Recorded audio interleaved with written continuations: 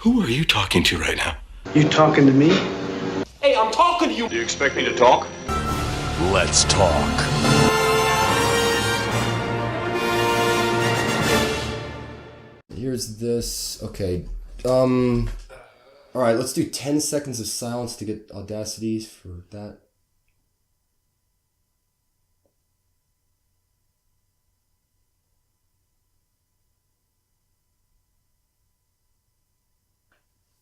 I still use noise cancellation, even though, like, in this room, that's, like, nothing, so, okay.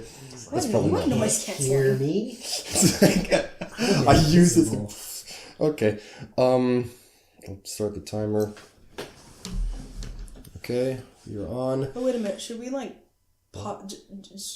should we pause it just to make sure that we can hear I don't think everybody? we've ever said our names on camera. We have. We have? I Yeah, think we I've have. said it sometimes. I did laugh at that. Like, I don't We've said think Dan, we're trying to we've keep said it Gab, secret. we've said Like, We we don't don't think really we're like. introduce ourselves. Like, we No. kind of say Three Brothers Movie Reviews. Yeah. I always kind of thought That's maybe it. we should. You guys want to say, wanted like, to suggest, I'm Daniel, I'm Evan, I'm Gavin. I wanted to We're Three suggest Brothers maybe Movie like Reviews. showing like a picture or something. That sounds Something like strange. Little goofy, but Should we, I did laugh at that. Should but, we like have only this? Should we like cut out this segment so we can like see if like the Cut out the audio works? We'll hear ourselves, Gavin. I don't think this needs to be like all that much. Like, seriously, the ideal thing. Well, Dan's farther away from the mic, so The ideal thing that most podcasters do is they literally have like 3 separate microphones. And I think when we go to college, I'll when I go shift to over college, if you're worried about it. I'm just. Oh, yeah, I that's- just that'd be wanted to- something. So let me. yeah, just take my that's shoes probably off better. and then I'll Seriously, shift this over so you microphone, know. it picks up a lot. It's Gavin. good? Like, Okay. yeah. Just concerned. Yeah, like we remember we did the one on it was Glass, right? No. It was Split where we It was used Split, Audacity. I still have not edited that bloody Spider-Man review, Oh, really? and I still haven't reviewed the sound. Anyone's Sorry, waiting for it. people. We Yeah, don't. man. What? To see if anyone's waiting for it to see if they want to see the movie. We did Probably I'll review move it. We on. just kind of didn't edit it because other It things. comes out on Blu-ray soon. That's Got like, yeah, that's a my good way. one. Waited forever to even review it too. Yeah, exactly. It's like, yeah, I shall review it at some Wait point. forever. We And I watched never it- we watched released it twice, we the reviewed Glass it, discussion, the the- pre-film discussion. So Oh yeah, we had pre-film discussion. I forgot yeah. about that. back, but- It's not really necessary. It's kind of just for us. Yeah. cut back. Do you guys want to lead into this with maybe just like a cold open where we're talking and then we actually do the intro after that? To be honest, this could be the intro. This seriously could, like, us just jabbering on, jabbering like, on. we've been talking for 2 minutes. I'm thinking that'd be fun, like to kind of like highlight the relaxed nature of it. There's not even like this is Exactly. Three Brothers movie reviews. It's just Exactly. like we're just talking like, oh hey, yeah. you're here. Okay, the timer's Yeah, you on are now. here. All right, You screw are it. here. Hi- Hello, okay. people. We're Hi- talking about audio. All right, hi. We're talking. This is us. Hi, guys. Welcome to the first episode of the Three Brothers Movie Podcast. So this is not going to be edited down at all. We're not going to change anything or anything like that. I mean, This is considering how long it's going to be, I don't so really. we started edit it. we started this channel because this is what we do all the time. Like we are always talking about movies, and we are always just going on these rabbit trails and talking about movies, and then someone was just always like, suggested why don't to you us, guys yeah. just make a YouTube channel and talk about this stuff? And we chose to do that. We're just like, you know what, let's just do that, and it looks like you guys like it. And thank you guys if you were following the channel, but you know, this is what we do, so we enjoy the ones that are on the video footage, but those aren't really movie reviews because They're we kind talk of movie rambles. We're just Yeah. kind of talking. because we talk for so bloody long on that. So It's this really is hard to capture what it sounds like just to listen to us. Like Yeah. our parents have had to deal with this since time immemorial. So like people them literally telling us no movie talk at the table. Yeah, we've been So, told that talk many times. about things in the real world, which our response was always, no, we have to talk about this. There's Like, nothing else to talk go about. on like the politics or the Oscars or something like that. Oh yeah. What So do we talk? Yeah, instead of talking about movies, we talk about politics on movies. Oh, good night. I okay. don't want to do that. Oh no! So That's a different podcast. yeah. So these ones are just going to be free form. We're not going to have any structuring on this, but As you can probably already tell. yeah. We But want to talk about Glass. that's what we want to talk about. So we're going to So keep. we're just gonna try and not go down many rabbit holes, I Yeah, guess. so we're here to keep talk on about Glass. Glass. We're going to talk about that. So, okay, we All right, let's get it out. I want to get the elephant out of the room. The freaking Black Clover twist. This is M. Night Shyamalan's worst twist that he has ever done. Like, Easily. here's why. Like, people point to the twist from Signs. Like, people say, like, that's a bad twist. No. That twist, you could argue, is weak, but the thing with that twist is... It has build-up. It's foreshadowed. Like, Well, I haven't actually seen Signs, I won't spoil it. Let's just say, like, the twist brings up like an inconsistency if you, like, consider basic facts about science. It doesn't add up all that much, but it's foreshadowed. They built to it. They're like, it's this. The entire movie is telling you it's this. I would disagree with it on a scientific perspective. I would say that it's a twist that it's a twist that some people saw as silly. Yeah, it is a little It's not silly. necessarily silly within the context of the story, which is ultimately this is a story about a family while an alien invasion is happening. But I understand why the twist is maybe seen as silly in some respects. Yeah. This is a twist that is not a matter of perception. It's a matter of it's not a twist. It's a surprise. Yeah, that's the thing. It's just something that happens. It happens out of the blue. There was no build-up. They just throw it on you. They're just like, all of a sudden, like, I'm being drowned. Like, I got a black clover. I'm like, what is going on? There was no build-up or setup. All three of us were paying attention the second time through. The second time we watched it, especially in any the black clover, especially in the pink room. Yeah, and there was nothing. I looked even everywhere. Even when she literally like grabbed the clothes out of the bag, and it was the perfect opportunity to show it. I was like, "Can I see it?" No, that's I can't. what I've always said. All that it would have taken was a medium close-up. Just dedicate one shot to showing that the tattoo exists. Like, I don't know David if could have seen it. I don't know if any of you guys in the chair. You don't even need David to see it. All you need is it to be there. I don't know if then any you of can you guys accept that at least it was set up or built up or something. I don't know if any of you guys remember this. A twist I'm not a fan of, a twist villain that is a reveal that doesn't work, is Talia al Ghul from The Dark Knight Rises. Yeah. Okay, spoilers, by the way, if you haven't seen The Dark Knight Rises. There's probably going to be spoilers for a lot of things. You need to see The Dark Knight Rises. See The Dark Knight Trilogy. If you are here, please do that. That's a Escape! Fair. Okay. See The Dark Knight! That's a twist villain that you could argue comes out of nowhere. Like, it's just, what the hell? Like, knife to the stomach. And then, but there's actually a really interesting detail. I don't know if you remember, but the scene where she comes to Bruce's house, he looks and there's this scar on her back. Do you remember that? Yeah. I do remember that. That Bane has those scars all over his head. If you look. Really? It's a very small detail, and instead of Batman Begins, there's that iron that Ra's al Ghul has when he lifts it up that's used to destroy the temple. On that iron, it looks that there's that one of those symbols on there, and the implication... Oh, it's like a brand that you're a member of the League of Assassins. I'm not making that up. That's in the movie, and that is the smallest little detail which comes back onto the film. And why would Bane have that all over his head? Whatever. I didn't realize that. I always thought that was like a wound, like a scar. That's from what a I always wound thought from like the that well. Maybe she was like scratched or something. That's amazing. Like, I didn't realize that. Now you see, a detail like that might be somewhere in Glass. There might be something like that, but the thing is, that is an entire That's an entire shot that you guys remember from The Dark Knight Rises. Because there was specific attention put on it, where you're like... They dedicate an entire shot to Bruce, like, putting his finger, like, all the way down through the scar, and you actually see it. It's not just like a blink and you miss it. They dedicated a whole shot to it. Yeah. I don't remember who said this, but, like, they talked about, like, in basic film language, a close-up means pay attention. This is important. This is important. You need to watch this, and that's exactly what they did. I'm not sure who did it. There was a video which showed a scene from Whiplash where like people were talking, and then it did a close up on one of the main characters' faces when they said something important to the scene, and because something has changed. Exactly. Like conversation was like an conversation was doing I'm not sure who did like it, but it was like Josh Keane or something like that. Something like that. But it shows like the importance of the close-up. The close-up shows you that something important has just happened. That happens instead of The Social Network. That's a great example of that. Like the Social Network, the opening scene, like you have like David Fincher does a really good job of close-up. Like every time he does a close-up, it has purpose, and that's what it is. Like they're just casually cutting back. It's a shot, reverse shot, and then Erica says like, or you could get into a final club, and like there's that close up, and then it's a close up of him, right? And then it cuts back. It's that like conversation is so great. It's so great. That movie's great. But the thing with that is like it cuts back, and like you know that a close up means something, and like there isn't anything like that in Glass where like I see that. Like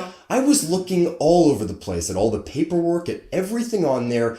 There is nothing in the twist. You were looking at the paperwork? I was looking at the paperwork. You just not looking at the sticky notes on her computer, like trying to see anything like that. The background I was looking at. I was only looking at her hands. Yeah. I was only looking at her hands. was honestly, the entire time I was like, where is it? I was looking Show at it! I was looking at her hands too. It became distracting. I noticed editing inconsistencies that you never noticed. There was one point where like her arm was so close, like a degree more, and like, you would have seen it, but they like edited it specifically out so you can't see it. I'm like, why? I remember Shyamalan obviously knows how to do twists, like with signs, like with The Sixth Sense. Yeah. Yes. The Sixth Sense is the perfect example of Shyamalan's twist because it's been there the whole time. When you go back... And you just didn't see it because you weren't looking for it. It recontextualizes the film. That's what most M. Night Shyamalan twists do. You rewatch it, you're like, oh, crap. Like, how did I not notice that? And there's an important thing I would say as well. Do anything.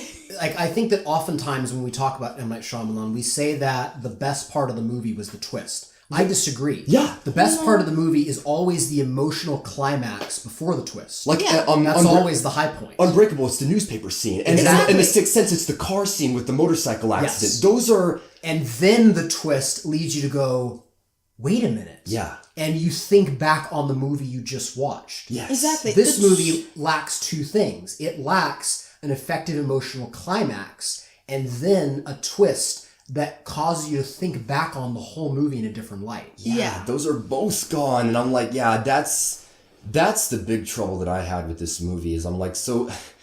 can we talk about Staple? Or that was something I had. We talked about Staple for probably 2 hours after this movie? Almost solely about Staple. We were walking around for 90 minutes, and I remember that was the thing. We kept going back and forth. I was anti-Staple. You guys are like, she's fine. Yeah. The trouble with her is that I mentioned in the review, she's not developed, and that is true. That the ending does not develop her. When she has no motivations. Beginning to end, you're like, why is she who she is? Like, what is it that's making her do these things? You spend most of the movie with a stranger, essentially. Yeah. You don't actually really know who this person is. She's the one you're seeing most of the characters through. I think I even texted you after the movie, and I was like, what would have been better is if you got actual to know interactions between the characters. And well, not just that. We can talk about that later. But I'm thinking like, let's say that we're watching all these characters through her eyes. Yeah. Through someone new. Someone that doesn't know who they are. Someone who basically has, let's say, for instance, basically hasn't seen Signs in Unbreakable. She's just seeing, or sorry. She didn't see Signs. How dare she? Mel Gibson's going to come out of nowhere. But no, Can I just say that thank you that you didn't connect every M. Night Shyamalan? I was worried that it was going to connect. You thought that was going to happen? I was worried that the twist might be that like The Sixth Sense also takes place in this universe, and I'm like, thank you that it did. It'd be like the end credit scene from Iron Man, like, you become part of a different world, David. Oh, no. You just don't know it yet. If that had happened, I would freaking facepalm. I was like, no. Also, but continuity, because Bruce Willis is in a lot of M. Night Shyamalan's movies. Exactly. That would just destroy everything. Like, wait, he's a ghost. He didn't do that, so wait a minute, what? So, yeah. Let's not pick apart him for doing because he didn't do. Let's put it this way. Dr. Ellie Staple is essentially the central character of the movie. She is. And the problem with that is that, like, we talked to Dad before we started making this podcast, and one thing he pointed out that I really liked is that I asked him, like, okay, this is what Glass is. Yeah. What would you want from this movie? And it essentially came down to three things. One, you want those characters to interact with one another in some way, shape, or form. You definitely want there to be a battle, like not a physical battle, but like a battle of wits when it comes to Elijah, and then a physical battle when it comes to Kevin and to David. And then you want there to be this like sense of finality and closure, because this is at least marketed as the final film in a trilogy. And those are the three things that we asked for, and that you should have. And that there are three things you don't get. Nope. You really don't get a lot of interaction with the characters. Yeah. You get two fights. You get one with David and Kevin at the beginning, which are one with lame. all three at the end, We and can then talk you about get those later. really a lack of satisfying closure with these characters. Instead of like No. closing ends and like tying it in a nice little bow, instead like opens up more plot holes and like It feels more like the build up to a different movie. Yes. Than the actual conclusion of 3 movies. Honestly, when Elijah's last words, remember those tripped me up. Like This was an origin story. I was I wasn't a mistake, Mom. Oh, yeah. That's his last lines, and I'm like, those are the lines that are said in Unbreakable. Exactly. He already knew that about himself. Something- I'm like, yeah, those something I wanted lines to are so do. powerful. I'm not a mistake. Like He just those did a- lines are heartbreaking, and in this movie, it's just like, why are you saying these? It Why felt, you it already felt know like this he about did a yourself? rewind. They It felt like don't Mr. Glass have did a power. rewind because inside the end of the movie, instead of the end of Unbreakable, that's his entire character story. Yeah. Trying to figure out that he's not a mistake. And then in There's this a movie, he does the same thing. He There's tries a to figure out he's not a mistake defiance to again. those words at the end of Unbreakable. Like when David is Exactly. when David is recognizably horrified Yeah, when he realizes what Elijah has done. Elijah shouts after him. yeah. Like you honestly Desperately like trying to convince it's him. desperation. That's what Yes. it's desperation. It's like I did this. Like don't be angry at me. Like don't reject me. Like there's a power to those words in this movie. You're reminded of that, but they don't have power on their own in this movie. No. And I was also confused. That's honestly like a thing I wanted to talk about. The fact that in this film, characters either don't progress further in their story, they go through the same thing they went through before in their previous movie, or they're in this strange middle state. Like I would say the former is David. David really hasn't progressed as a character. He's been doing stuff. He's been Batmaning it on his spare time. And then I would say that in many ways, Kevin's character seems to be in like this meta state where like Kevin's he's kinda going through there. like some things He that he's doesn't done really do before, anything, but he but hasn't he's done just before. there. I would say Elijah hasn't changed at all. No. I would Hasn't say changed I would in say meaningful Kevin. ways. I would say he's just changed back to the way he was before. Well, he hasn't I gone on any didn't- change from Unbreakable. He's just the same person he was before. Well, I didn't want him to was- change, but he changed in the wrong ways. I remember saying that. I'm like, I wanted him to still be the same person. I didn't want him Right. to be convinced he wasn't who he was. But instead, he's conflicted about being not a mistake. He He changed already in- did that though. His spirit changed. Yes. He's the same person, but he... And to be fair, his mother actually says that to Staple at the beginning of the movie. Yeah. Like over time he's changed, he's lost his will, and how much of that is actually true is up for debate. But like he was supposed to be acting in that stage too. That's I'm another not- I strange don't thing. know. Half the movie, Sam Jackson basically is catatonic. Yeah. And Which he is a doesn't mistake interact for with certain, anyone. yeah. Like I think that a huge problem for me is Elijah Price is a strangely sympathetic character. Yes. Someone who is admitted to murdering thousands of people to basically justify his existence in the world. He is assumably like the Lex Luthor of it. Not but even he doesn't empathetic, have- he really is sympathetic. You do. Yes. You care. Like, the reason that Unbreakable is so heartbreaking at the end is this character that you love and admire. You find out he's a murderer. Yeah. And that's the crushing thing. In this movie, I never feel like I was sympathizing with him. No. He just felt like the He bad felt guy. like Lex Luthor. This is the which thing is that not I've- how he's supposed to feel. He's supposed to feel sympathetic. He's supposed to feel like a person. Yeah. But instead of this, he just kind of felt like a cop-out villain. I was He's- like, you know, who you are know you? the thing that I really don't like? He felt cruel. He did. Yeah. Like him Like, slicing when he the sli- throat of that guy. It's like... When he sliced the throat of that guy, And when he I could watches- yeah. possibly think of him like old Elijah doing that, and then like looking, like rolling his chair and Yeah. looking on it like I've just done an awful thing. Exactly. But instead, he slices his throat and says, "It like took you a bitch ass long time to find, Find the the right right piece." piece. Which Yeah. admittedly, I love Sam Jacksoning, but that's not Elijah. That is not Elijah. That's No. Sam Jackson. Yeah. I'm like, Yeah. what? Yeah. That's I'm not like, Sam. That's Jules not Winfield Wes. would say something like that, but like Elijah Price like would not. his like Just pulls out a gun and shoots the guy.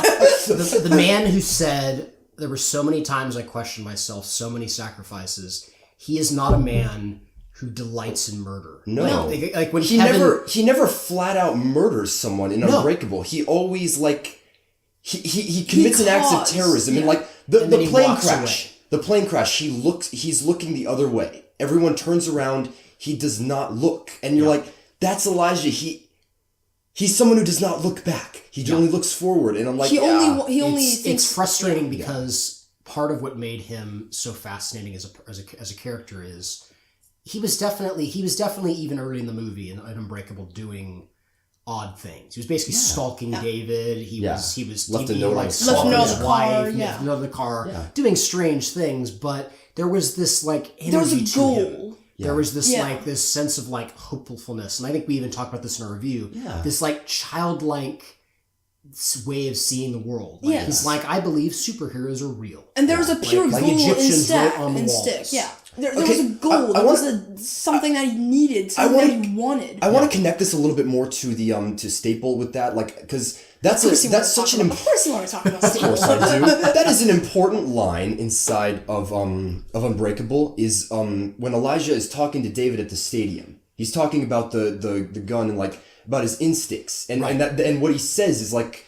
Characters in comic books often display like supernatural abilities like X-ray vision and the sword, and he says it's an exaggeration of the truth. Inside of this movie, it felt like it was an exaggeration, not like the truth. Yeah, it's like maybe it comes down to something just as simple as instincts. And in this movie, the thing with the twist that pisses me off a lot is the whole restaurant nonsense. Like people walk out and then everyone in the restaurant everyone just goes silent. Stops talking. I'm like, and I'm just like, that is something ripped straight out of a Saturday morning cartoon. that is in a comic book. Not That's what's supposed found to be with like the Unbreakable. secret society of like The Secret Society Secret of Clover Evil. Society. I'm The just like, Secret Society which has of been Evil. operating for 10,000 years. That was said inside the. By the way, Staples said that. Gavin said this. They killed Jesus. Jesus is a superhero, and back in BC times, they killed Jesus because he was getting too powerful and he could not exist. They are the ones who killed Jesus. influencing the That is how far their lineage goes back. He killed Jesus, he killed Julius Caesar, he killed all of the prominent, he killed Queen Elizabeth. He killed everybody. I'm kind of speechless. I didn't even think about the implications. Like, when you think for They 1 second killed- about that number, like 10,000 years, like the Right. League of Shadows, when they say in Batman Begins, like we sacked Rome, we burned my London to the gosh. ground. That stuff is tangible. You're like, okay, Yes, I buy the League of Shadows possible. like being this society which so is they higher basically Because it's been set up, it's are been shown responsible how. for like Jesus, JFK, MLK, like basically anyone who was influential did good but got too powerful. up. Yeah, that's what the implication is when you think about that number. You're like, That's horrifying. I'm just, That's the case. I'm just, it's so goofy That when you was think thought about of it as for a 2 good idea. seconds. I'm just That's like, it. You know, here's something. Guys, that's a good idea. You see? This is here's good. something I would say. Please like us. One thing that I say that is great about both Unbreakable and Split is they feature very human characters. Yes. Like, I love the fact that Kevin's story is essentially the story of a traumatized boy. a traumatized boy who turns to a monster to fight all the monsters who have hurt him over time. One of the best And he lines. becomes a monster by the end of it. One of the best lines is Dennis, who's like his entire character is that he's compulsive. He has OCD, Right. And he says that like he came into fruition because his mother would hurt him if like things One were out of thing was order. off. Yeah, And he if said wasn't that like cleaning things Everything properly. needed to be. everything needed to be perfectly Perfect. clean, and that's his character. That's what makes him so interesting. Is that like he's the been shaped by personalities the have a world. reason for existing. They Like- exist to protect him. The beast is multiple different animals that have been assimilated into one beast. You're like this. 'Cause the It trauma of relates his to his mother and people character, around it. and like yeah. Yeah. In this movie, it's like they're kind of lacking There's on that. no human element to the villains. No. Like one thing that's They're fascinating faceless. about Elijah is someone who wants to believe that he's not just this medical mistake. That's not his reason for existing. He wants there to be a higher purpose to himself. Kevin wants to protect himself from the world that's constantly hurt him ever since his mother did. They have very David human wants desires. to be happy. Yeah. He wants to find this something that will make him happy and make him feel whole. They have all the clear characters want motives something. and motivations, and they have clear human What goals. does Exactly. the secret society want? They claim that they want to protect humanity from people becoming too powerful, But that's not good That's enough. not really a simple human desire. That's Yeah. something that feels too complicated. Yeah. and We too need to vague. eradicate Too people who are intangible. too. You're like, yeah. Well, here's the thing. Like, That's why couldn't that there should have be been the outcome of a goal. Yeah. That should be like what we overall want. Right. But there should be a motivation behind. Why couldn't it have been That's been not good enough paying for- attention to growing stories about people who are unique? Yeah. And we were trying to just simply be observers until the death of two teenage girls however many months ago, which would have been at the hands of the end of Split. Like, as soon as, like, people start dying and, like, these people start to do horrible things, maybe that's when a society would come together to protect children. Like, children died. And This stuff is like one that. of the biggest issues I have with The Force Awakens. I'd like to review the Star Wars movies, like when Episode 9 rolls around, but one of the biggest issues with that movie is the world building. Like I've always said that it doesn't take responsibility for a lot of its choices that it makes. Yeah. And Right. one of the biggest things is the First Order. Like, in It just 30 rises years, up. they rose up from the Empire. You're like, whoa. And wasn't in there 30 peace? years, they happened. And I'm like, what would have been more appropriate for the First Order is to make them like a cult. Like, give them like a three Star small Destroyers group. or something like that, where they're small scale. Like, it should have been something similar with this movie. Like, they But even should have- instead, they rose up like from the ashes of the Empire, and like the Republic you who's been in. could even make the we case shouldn't that you could even make the case that there's some of that in the groundwork from The Force Awakens, where, like, I think they talk about the fact that Kylo murdered all of Luke's Jedi students except for a few that he basically made into his bodyguard. Like, you could basically which has not made an apparent sense, but like that's a cool concept. What if in recreating the Jedi, Luke unintentionally made the new Sith, essentially, or the new dark side users? Yeah. Like, they basically decided to become this cult of Luke's new religion. Yeah. And then from that, the Force Order comes back, because it's like, well, we're the Sith, or we're the dark side users. What do we need? We need the Empire. We need that again. And like they can try to be rebuilding. And it. you could get a really interesting You know what story would've been about like how interesting? the Republic's fighting, how the Empire's rising up again. They Damn don't want it, that to happen. That annoys me.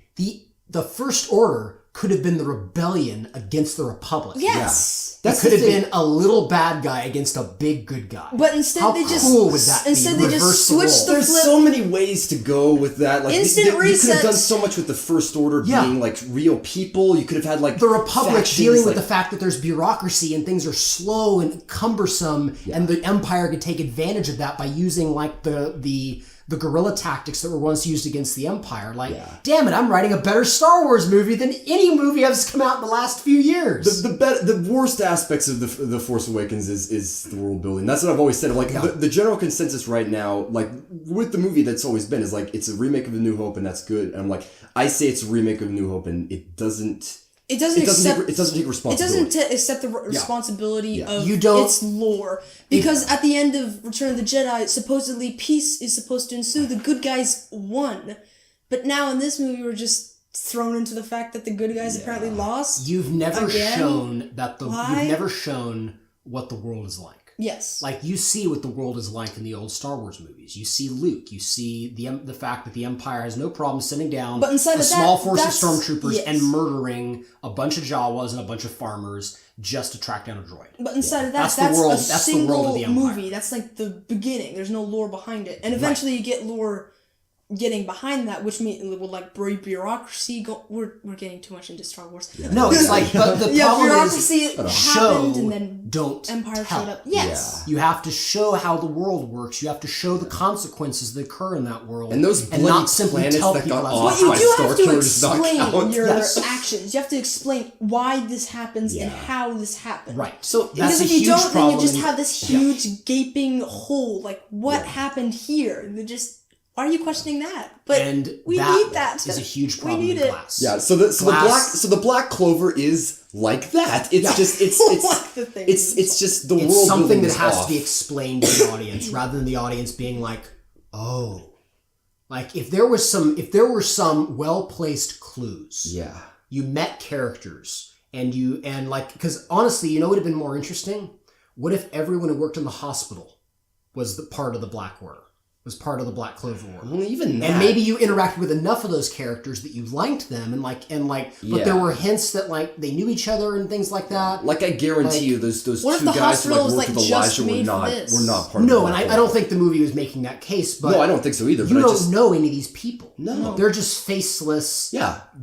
Illuminati people. The person who Illuminati. murders David.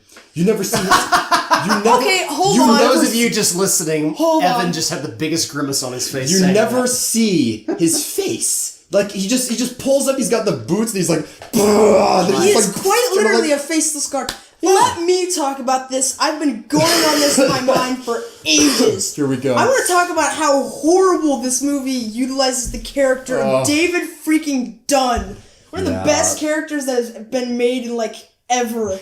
Before you start, I want to to do a devil's advocate approach to this. So do your thing, and then I'll respond devil's advocate style. Okay, I'm not gosh, gonna yeah. get. I'm Because I have thought about this. Because I know what you're going to say. I'm I wanna trying talk to about keep the my deaths, yeah, head let's- as much let's as talk about the deaths. possible. Okay, Okay. at the beginning of the movie, we get him like going on like guerrilla missions against like evil around the world. Evil YouTubers. Okay. Strangely dull. Yeah, I'm evil sorry, man. Like, Yes, I always and- love but that last I shot can- where I can buy like it. he like turns off the lights, and I'm just like, what is he gonna do to that guy? That guy's just a gotta prick kick who his is ass, like right, punching old men and like posting Like, on YouTube. this I'm feels like what? a slow night for David. Yeah, exactly. It's Like, like if he's having to track really? down just punks who punch people on camera, like, you couldn't have had it be a robber or something like anything. even the Raimi Spider-Man movies knew to go with the classic like guy mugging a girl thing. yeah, where or like the swinging and bank save the robbers day. who like have guns. Exactly. Right. Like yeah. be better than just people punching people. I mean, Yeah. mercy. Like yeah.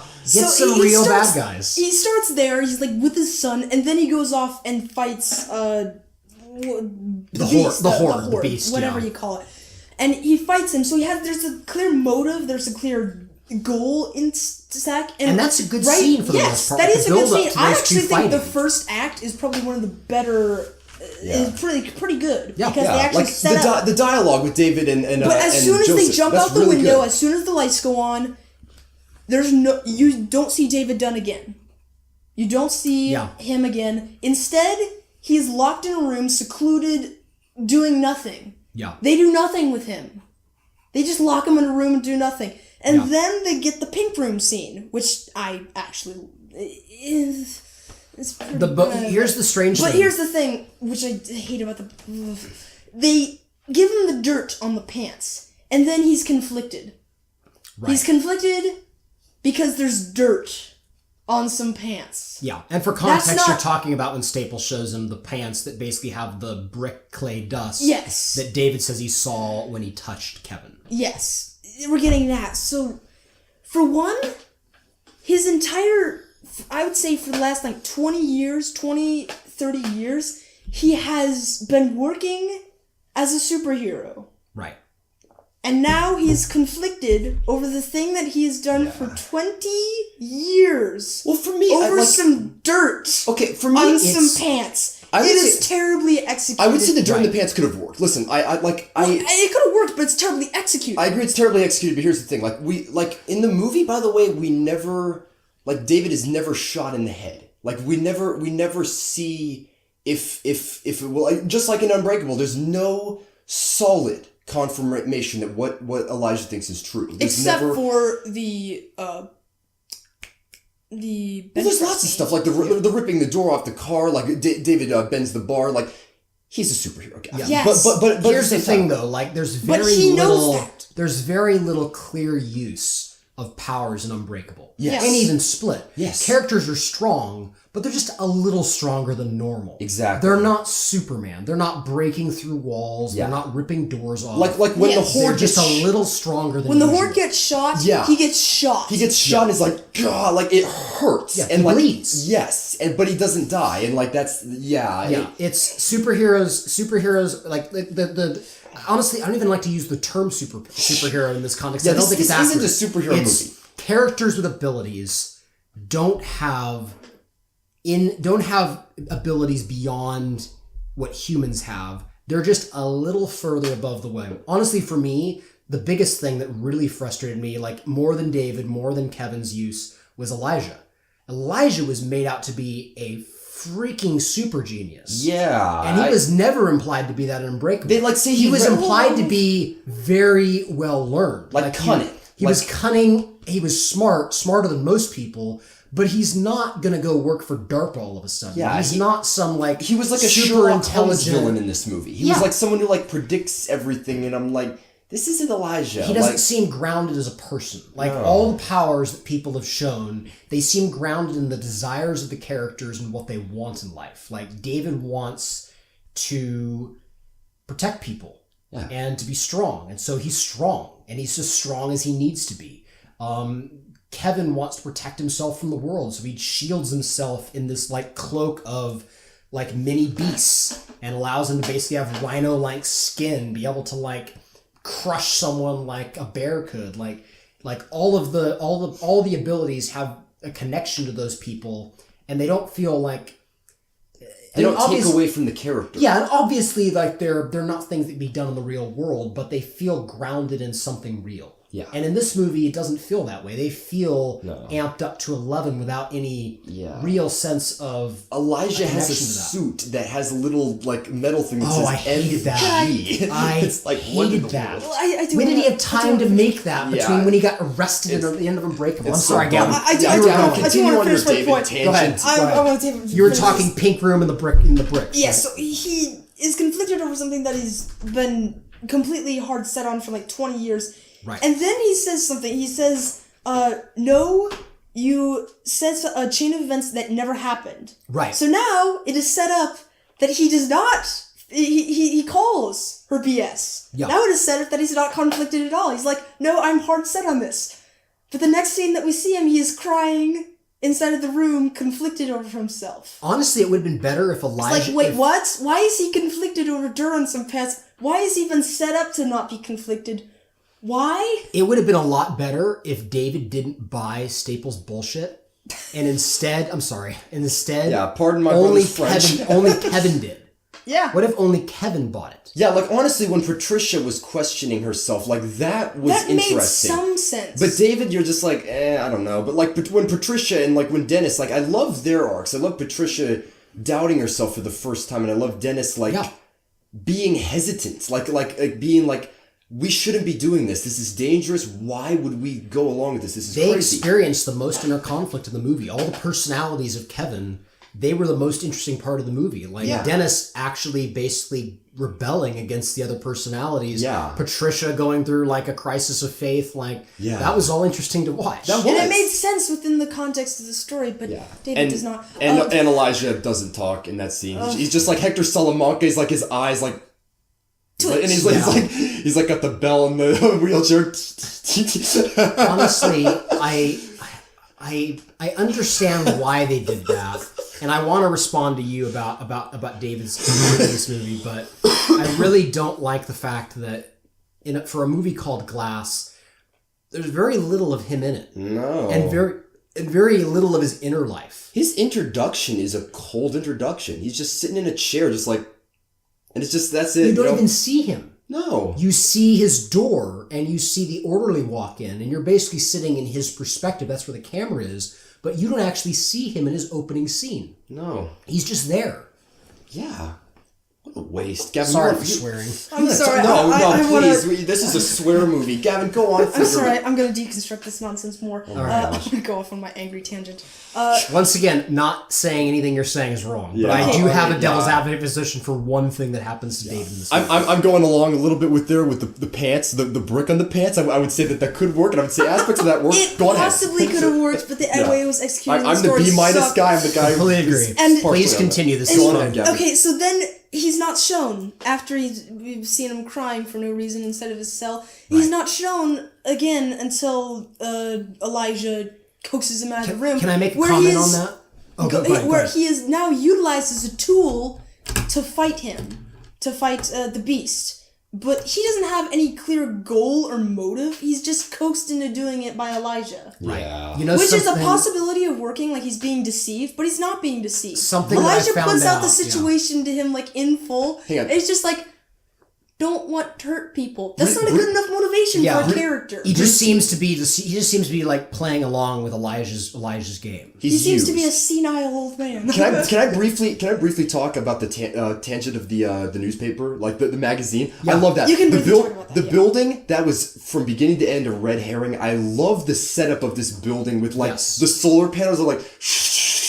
And I'm like, that is the building from Skyscraper. It doesn't exist. It's stupid. It's completely made of CGI. It honestly reminded me of the Avengers Tower. Yeah. It looked like that very artificial look to it. And there's a magazine that advertises it, and it says a true Marvel. And the text is like, yeah, that's Marvel. Yeah. And that's M. Night Shyamalan saying, nope. That I'm not Marvel. It even has like the red thing, but it is Marvel in this case. Because no, it's not. No. I would object to that. I say that this is there in that same realm. There's aspects which, and I think it was more cheeky than like, "What's up, Marvel?" It wasn't like I don't think it was like a calling out Marvel. It was just a cheeky little jab in the ribs. It was kind of a jab. Okay. Not a. Go on ahead. I wanted to say just one thing on the topic of the scene where David's crying in his cell. I found this out recently. Evidently, in an earlier. Like, I think M. Night Shyamalan said in an earlier version of the script, they actually inserted a deleted scene from Unbreakable in that scene. It's a scene where David in Unbreakable goes to the church, where he basically is like, everyone's like paying homage to the victims of the train accident. And there was a deleted scene where he goes and talks to a priest in this church. And he basically asks the priest, like, I feel like surviving this accident, being the only person who survives, means something. It means like there's a purpose behind it. And he's basically like asking this priest to help him come to grips with that. And the priest instead tells him, no, like I had a daughter that died on that train. Like your surviving wasn't meant for something. You were just lucky. And I want the extended edition of Unbreakable, by the way, with all the cutscenes they used inside of this movie. I'm very interested to see if there's like some sort of extended cut. So the interview that I watched M. Night Shyamalan talk about, he basically said that the intent originally of that scene where David's crying in a cell was looking back on things in his life and in his career where he was approached like basically the scene, so he wasn't like in Unbreakable. I'm not special. Yeah, the scene that he was. But there's much needed context in that scene. We need that context. Is reflecting back on someone he knew when he was still figuring out what this whole deal was about, who told him, "No, you're not special. Sometimes people are just lucky." So I think that the initial intent of that scene was to connect it back to Unbreakable. Once again, I completely agree with you. But I think it comes back to this, and this is something we can talk about later. I think the biggest problem with this movie is the best it has to offer is the stuff that was simply left on the cutting room floor from Unbreakable. I would say there's other stuff which is not as there, but I would say that the deleted scenes are really cool. Like I don't think that the flashbacks exactly are like the meat and potatoes of the movie, but there's still something. Keep going on your massive rant of which is being paused. I haven't even gotten. You're not happy. They haven't gotten to the puddle. I haven't even gotten to the the big one. My main points. Oh my gosh! I'm just providing this context to show how the rest of it's stupid. By the way, more proof that Shyamalan knows how to foreshadow. That puddle is set up. The bloody pothole that like David is drowned in. It is funny. They show that. You're like, it's but they don't show the dedicated to it. You see it when it's empty. You see it when it starts filling up. Like there's like stages to the subtext. It is. And I'm like, what is with the clover being excluded? Like why couldn't you include a couple shots of those? Put them on the bloody paper. It's so stupid. Go on. Sorry, Gavin, go ahead. So, where was I? I was at the fighting with the beast, and we can talk about how awful those things are shot later. But the best shot of any of those fights is the first wide, where the table gets thrown, and after that, it's all first-person GoPro even like that footage. Moment when he throws the table, it was artificial. It's like it was in the dark, yeah. And it was like you couldn't have gotten like a real like balsa wood table, something real and tangible. You had to make it. You had to switch it to CG all of a sudden. Like that was a bit odd for like that to come that way. Those fight scenes could have been a little more. Sorry, Gavin, you're on a roll. Go ahead. So without a clear motive in mind, David fights the beast, and then he gets thrown into the tank where he's now weakened. Right. And then a faceless guard comes, picks him up by the neck, and drowns him in a puddle.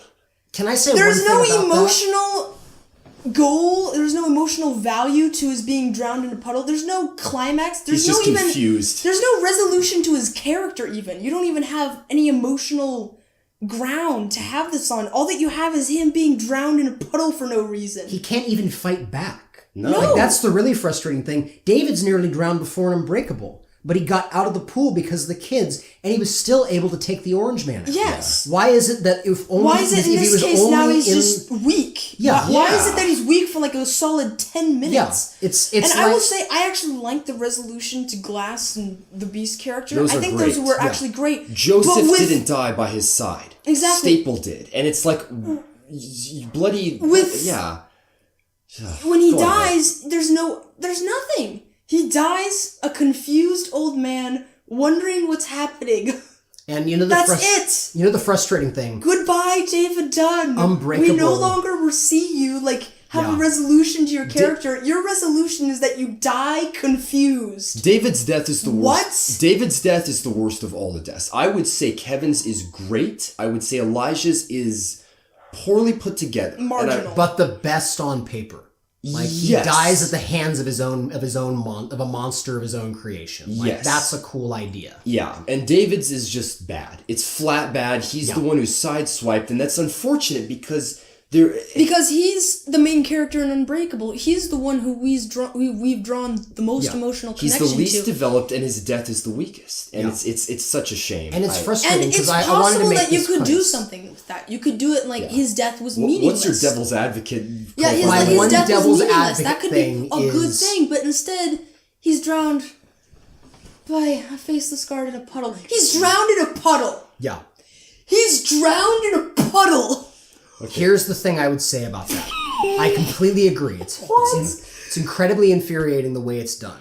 But I did go back to Unbreakable and I found a line of dialogue from a scene, I think it was early on, or maybe it was like middle way through Unbreakable, where David's talking to Elijah in the comic book store and he's talking to him about having nearly drowned when he was a kid. And he asks Elijah, like, heroes don't die like that. Like they don't die just these kind of like such a simple death. I remember As a that drowning. line. But That's you right. do! I'm thinking, you know what would have been really great is what if David did drown? Like what if Fighting he the died? beast. Fighting the beast, doing something like that. Like what if he died a simple death? Drowning with Nothing like, fabulous. He That's doesn't what I jump think. off the building and take the beast with him. He No. doesn't blow up. It's Yeah. just he drowns. You could He have him drown, but you he need to have accomplishes resolution Yeah, something. to make it like you were never really here, like some sort of like epic moment in the water, like with him like around, like it. Yeah. It You needs to need be to more have, like, ceremonious. in yes. the way The he death died. should accomplish something. Yeah. Like the death of both Kevin and Glass accomplished something. Glass died winning. Yeah. Kevin died coming to acceptance of his own life and being willing to accept his life on his own terms without having to protect himself with the identities. And David died What was the purpose of along David's with death? them. What Yeah. was for no accomplished? reason. It isn't a send off. That's the thing. I What? did my own review about a character send offs, and I talked about that. Like the whole thing with them is like you need to give. There needs to be context backing it, and it needs to be like emotionally satisfying. And that's the thing with his death is it's just like. There's nothing that you do with it, like, and exactly what you said. Like, there could have been something with him, like accepting his death. He could have been drowned, and there could have been like some What are sort you of supposed emotional to take? Back to Star What are you Wars supposed to really take quick. from that death? Like talk about a death. Okay, are we gonna? Or No, I'm not going off topic. I just want to talk about character send off. Like talk about a character that maybe has a death that could be conceived of as lame. All right, Like, but Star Obi-Wan- Wars: Last Jedi, or No, which I'm one? talking new Star Wars, the original. Okay, original. Star Okay, Wars, yeah. original Old Star Wars. man If you've Ben not seen Star Kenobi. Wars, then Go- leave. yeah. Old Watch man- Star Wars. Get and out of here! back. What are you doing here? Go Old ahead. are you man doing Ben here? How is this Star Kenobi Wars? is fighting Darth Vader, and he sees that Han, Leia, all the good guys are in the hangar, and instead of fighting Vader, he just puts his sword up, and Vader slashes through him, and he vanishes. There's that turnaround, and there's that slight little smirk, and it's Right. like, it's like. But what Because he realizes send he off has that been won. character? A character that up to this point we have determined is both very wise beyond his years, a little bit strange, living out in the desert for a long time, and he loves Luke. Yeah. And will do anything to protect Luke. his send-off is dying so the good guys can escape. Yeah. Exactly. And the death And he itself, died like, the at death the hands itself of is his very friend. simple. Like, he doesn't go off in a blaze of glory slashing at Vader. He just puts his sword up, Vader slashes, but he doesn't even get to him because he just goes, boom, he's gone. Yeah. And that's a great send-off to a character that we only knew for a short time in one movie. Yeah. And with someone like this who's backed by a great movie, there should have been something more. There should have been something more than just... It should have stuck with you. Like, the death of a hero should stick with you. Like, the puddle thing, that didn't stick to me because it was such a great character moment. It stuck because I was just like, they just killed him. I'm like, what? Why? I didn't believe it. I was like, that can't be how it goes. And it's not Instead that of him dying, this is, I think, the key thing you said, like, they killed him. Yeah. It wasn't David died. Yeah. It was they killed him. Yeah. And it's That not should not it's be not just that the it's like takeaway. lame, Like, even, like, it's Kevin. narratively awful. Yeah, Kevin, that's the one that I would say is the great death. He's shot and he dies a man. He dies has, as Kevin. I would say, That's- the perfect death for Kevin. Yeah, he actually gets resolution to his character. His overarching story makes sense within their narrative, within everything. With Casey, that... And Can I say something else that really frustrates me? Kevin had Casey to talk to before he died. Elijah had his mother to talk to before he died. David had no one. He talks He to had Joseph. He had the villain taunting him. Yeah. Taunting him that you are going to die because we need to make sure that people don't know that you exist. Yeah. Did I almost Like, how convince you that horrible you is were that? a regular He man? dies without hope. Yeah. He, like, I that is not... Staple reaching out to him is not, like, a gesture of grace. It is a... Taunt. Middle His finger. son should have been there. His son should have been there to be with his father before he died. But he can't because otherwise he would save him. It's like that kid who and called... you don't get the context from Staple, because to that point, all you know is that, holy cow, they're shooting them, what's going on? Staple at least explains it, but... It's like a kid. I love a kid tripping someone over and then yelling at them like, I love what you a review, fell for it. I love what a reviewer I follow who's a bit smaller said about that scene with his death is that she reaches out. He's like he's confused. He's like, what? And then gets drowned. And then all of a sudden, then Staples like, take my hand, and then he takes it, and she's just in a restaurant, and he's like, what is it that she did? Did she not leave a tip? I'm like, that's exactly what it is. She's like, it's so confusing. You're like, why is he doesn't know why he's dying. This is the secret sin I've been hiding from you, David. Yeah, he's like, oh my god, I it's like tipped the 10% instead of 15. oh my god, it's like the doors, like she leaves, the doors close, and everyone just is standing still, like they're silent. And there's just one guy at the table yells, she didn't leave a tip after her. Cheapskate. It was like, that's what's Everyone so at the table stupid. like You're pulls like, out Tommy guns, runs after Staple. The whole twist thing is just thrown at him, and his death there's no resolution. It just happens And to him. talk about, like, I mean, in Unbreakable, the last time that David uses his powers of perception is when he touches Elijah's hand to shake his hand. Yeah. And it's this devastating moment that changes the whole movie. It does. And this is such a poor moment to use that in comparison. Yeah. Like, David learns something horrible, but then he dies. Like, you almost get no time for him to process what he's seen. Yeah.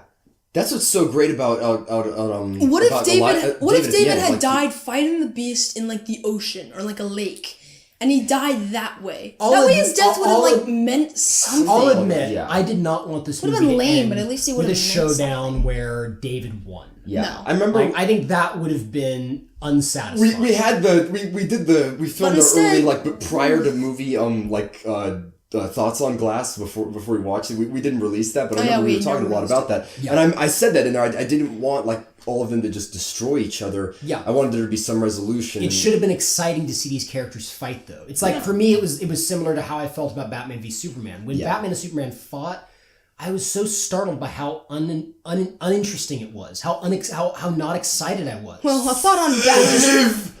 Martha! Even ignoring that, Who the hell is Martha? like they just toss each other about for like 10 minutes, and then Batman uses kryptonite so that Superman gets punched around by Batman in armor. That fight very much is a like homage and like direct like love letter to The Dark Knight Returns. Should we talk but it about- utterly misses the point, the political subtext, and the character consistency that's in there. Like Characters look like they did in The Dark Knight Returns. One of my favorite lines in that book, I think it's in The Dark Knight Returns, is when they say, like, when you retired, we threw a party. Like right. I think that's in there, where it's just like no one really wanted him, and like there's stuff like that which is backing that fight scene instead of the book. There's stuff with what Superman has become in the context of it. Like there's nothing, and the fact that they're friends. Like yes. Superman's not fighting an enemy; he's fighting a friend. Yeah, and how it crushes both of them to have to be doing this. They know who they are. That's what I've always. I remember talking about this with you before Spider-Man 3, which I'm like, I would love a superhero fight scene where the characters don't have their masks on, where it's just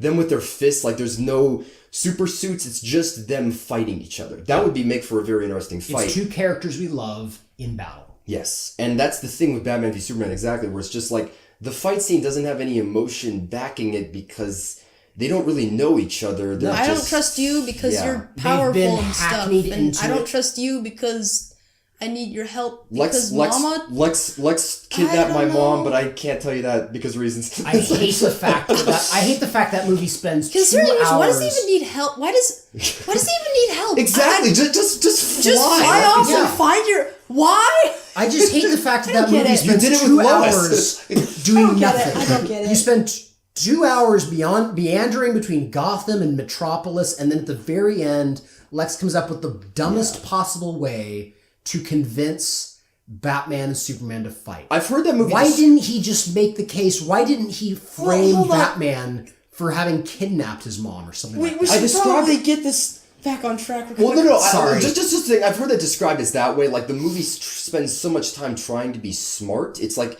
it goes very smart with all like its political subplots, and then at the end it just goes crazy. It just lets everything loose, and you're like, what is this movie trying to be? Yeah. It's like it was a slow burn build up to nothing. Just an explosion of insanity. Exactly. Where you're like, what in the world? So you get Doomsday, you get Luthor being crazy, you get a big fight with Batman and Superman, you get Wonder Woman showing up, like everything just explodes in a party cannon. Yeah. Right in your face. That ending, the ending fight for Glass. It'd be like holding like a business meeting, and then just some random guy. It's like Wolf of Wall Street. Everything's like fine, and all of a sudden, like the marching band comes in. They're like, "This is the greatest company in the world." I'm like, it's just. I love that movie. That movie is so is insane. That movie is so delightful. Great. Yeah. Okay, but that's the thing with Glass. Exactly. I remember you saying this after we watched it for the second time. You said like.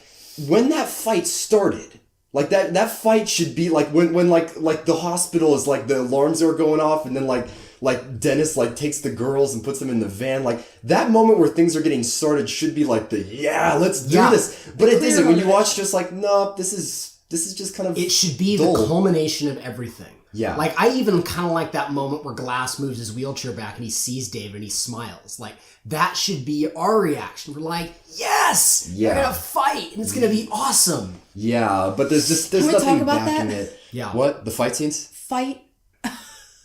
Let's talk about that. Yeah. Oh yeah, it's like the fight scenes like have that like the camera usage with like it's a first person perspective shot of it, and like it's as if the camera's like attached to them. Yeah, like a GoPro. It's very awkward. Like it should be visceral and like forwards, but it just becomes distracting. Too close. But instead it like feels when when Kevin in the first fight grabs onto David and starts trying to crush him. That's good. That is. Yeah, like but then you just get a view from their faces and you're too close. Yeah. Like I feel like the camera is trying to tell you this is how cramped it is to feel in their space right now, but I feel like it's ineffective for showing that to the audience to make us feel that way. Honestly, my favorite bit is when they start tossing each other about. Yeah. And it's not like they're breaking the warehouse about, but like they'll slam into a post and the building shakes a little bit. Like that's a cool way to show that this is small scale, but still with superhuman beings. Like it's supposed to be like realistic, but instead it's just slow. It's it's a crawl of a fight, and it's like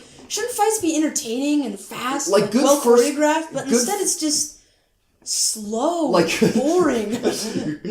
Good first person is like the shield in front of him, and like the guard like being eaten by Yeah, the that beast. That was pretty cool. good. That was That good. was cool. But yeah, when it's overused in the fight scenes and there aren't enough wides, and it's like Yeah. that is the one piece of action in Unbreakable is the Orange Man being drowned. It's all one take. He's like is about to take that swig of the Drowned. beer, and then David just and then that is so And it's satisfying. and it's one take. You get the Wide, wall like bust. yeah, they're and hitting the wall, and then like and he's it's down. done. It's like and yes! that's it. It's like, and yeah! it's well choreographed. It's real. know It something- makes sense. It feels like a fight. Yeah. Inside of the Beast and David fight, it doesn't even feel like a fight. And in They that don't really first, sink and in the blows. Orange It just Man kind of fight, feels like have their hands interlocked and Yeah, they're they're like, like- swinging around. right. And in that first fight, you know something interesting? You know the one thing I would say about the Orange Man fight? It's satisfying. Yes. It's Yes. extremely satisfying to see David fight this guy and win. Yeah. I feel like I think, and I want to give credit where credit's due. I think Movie Bob said this. Glass seems like an exercise in not satisfying your audience. Like in so many of the scenes where you would normally want there to be a moment to satisfy your audience in a fight scene, it's not satisfying. It Like- takes, like that- like guys, when- it takes skill When the beast to tries not to satisfy your audience it does this much. when the beast tries to crush David and it can't. Like Patricia asks later, the man in the rain poncho, is he here? Like he can't get out. That Like, was a good line. couldn't you what that have, line like- means is it's like this guy we couldn't kill him. Like Yeah. there's something behind it. That should have She's been a like Couldn't you have like a afraid. reaction that should have shot been like inside Thanos, of- like holding yeah. like Cap holding back Thanos' like hand when he's like he's confused. He's like, what? But My we get a reaction favorite- shot my right favorite as that reaction happened. shot- Wouldn't it have been better to have like the Beast confused Yeah, like- then? Yes. But instead Exactly. we don't My get that. We favorite just get reaction it shot in the happening, whole movie. and we're like kind of confused. and Sorry, that we're happens talking later. over each other now. My favorite reaction shot in the whole movie was after David and Kevin crash out of the window, the Beast gets up and you see David get up and he just like he's in full shadow with the rain Yeah. poncho on, and the Beast doesn't really know how to react. It doesn't Exactly. look daunting. He's It's he's stepping forward cautiously, yeah. and then they charge. But there's a And then- moment of the Beast is right. Yes, But in let the- us for talk the about first lights, time, like, the soon. Beast is unsure of himself. It doesn't seem Yes. like Yeah. it's the first time it does not have the He's advantage. preached this gospel of I am the Beast and I can take anyone. Yeah. This is the first time where he's like, I don't think I can take this guy. Yeah. He is unsure of what to think, and Yeah. it's the first time where he's actually faced something like And then this. that So fight is interrupted, and like this is what I'm saying. Back to Staple. This is Let it, what. well, not staple. Hold on, like Let's the- talk about lights. Well, hold on. Before that, let's talk about the mental hospital. The freaking lights. Okay, let's talk made up about the lights. mental Oh, hospital. I dear. remember saying this to you guys afterwards. I'm like, the mental hospital is a perfect idea on paper. Yes. But the more I think about it, the more I think that this movie should not have had the hospital. That first act ending with as soon as the lights flash, that's where things start going down the drain. Right. Imagine if that fight had continued and then they separated. Maybe you'd had like something with the Beast ran, and then after that you had character progression that goes along, and then Yeah. maybe like David goes to consolidate with Elijah, like he Right. visits him, and then you have like something He along asks those him for lines. help. That'd be Yes. interesting. I remember that in the synopsis they released at Comic-Con for Glass, they said in a series of escalating conflicts. Like, what series? Yeah. They fight once at the beginning and once at the end. That's it. Yeah, they fight once, they're locked in rooms, and then they fight at the end. yeah. Right. The We locked don't in- even get any interactions. I agree. It We would have just been much have- better to have there be like Make it- multiple encounters. Like the Dark Knight. Like the Dark Knight feels like a contained city drama, and like that should have been the same thing here. Like I was talking to Gavin about this. There's open world movies and there's like closed world movies. Like Split is a closed world movie. That's a monster film that takes place mainly in one location. And there's other stuff with Kevin, but the girls are trapped. yeah, or like Cloverfield, 10 Cloverfield Lane. Yeah. Unbreakable is an open world film. That's one where like the characters' decisions influence the plot. That's Yes. when they decide, when David decides he goes to a train station, Yep. and he like starts touching the people. That's that. David goes to a train station and starts touching people. It makes sense in context. I could have gotten away with that if I didn't pause. I had to pause. So like when I will those things touch all happen, like people. the characters influence the world, and the world shapes because of that. And like this movie went for closed world, but with the amount of characters and the amount of like story arcs it was juggling, I really think it would have been better if it had gone for open world. If they had not had the hospital and made it so that after that the characters started interacting with each other. That's when. Well, I'm uncertain because I actually still like the idea of the hospital. I love the idea of the mental hospital. I think you could have done love the idea of the mental contain your hospital. characters and put them in a place where like they can interact. Yeah. But instead of putting them in one contained place where they can interact, they put them in one contained place, and then they put them in separate contained places within that place. Like, honestly, they're trapped by themselves. They can't even do anything. They can't influence anything. Make it like Hobbs and Shaw in Fast and Furious 8, where they're like literally across cells from each other, like taunting each other or talking to each other. Are we putting Fast and Furious 8 in this example? I'm saying that this could make for a more interesting film than like that one shot where like they see each other like.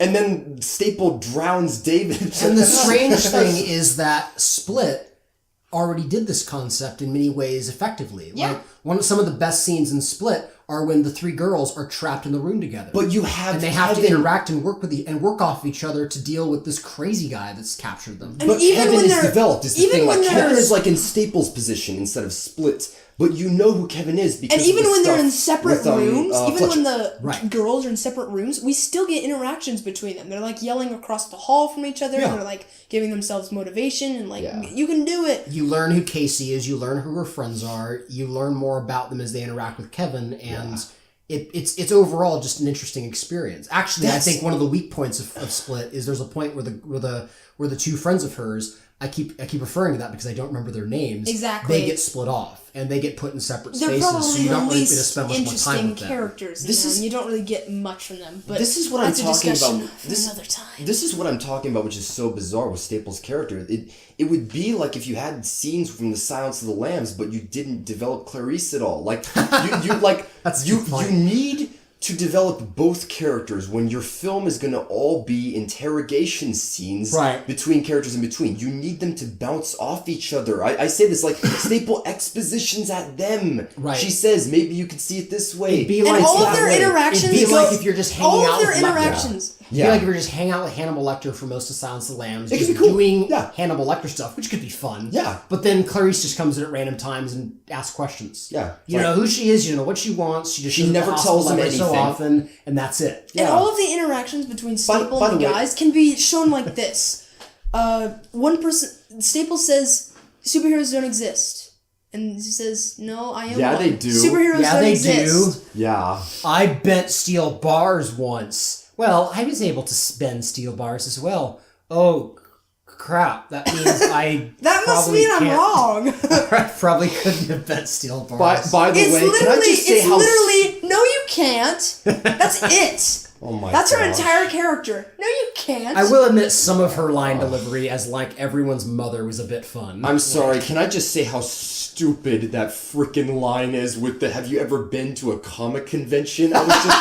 I remember when You're tying into my point real quick. I remember when You're tying into my point right now. They sell teen TV shows. I remember her entire motivation between all of this is that she doesn't like teen TV shows. Yeah. She had a bad experience at Comic-Con one year. Exactly. That's the reason why she hates superheroes. She doesn't like teen TV shows.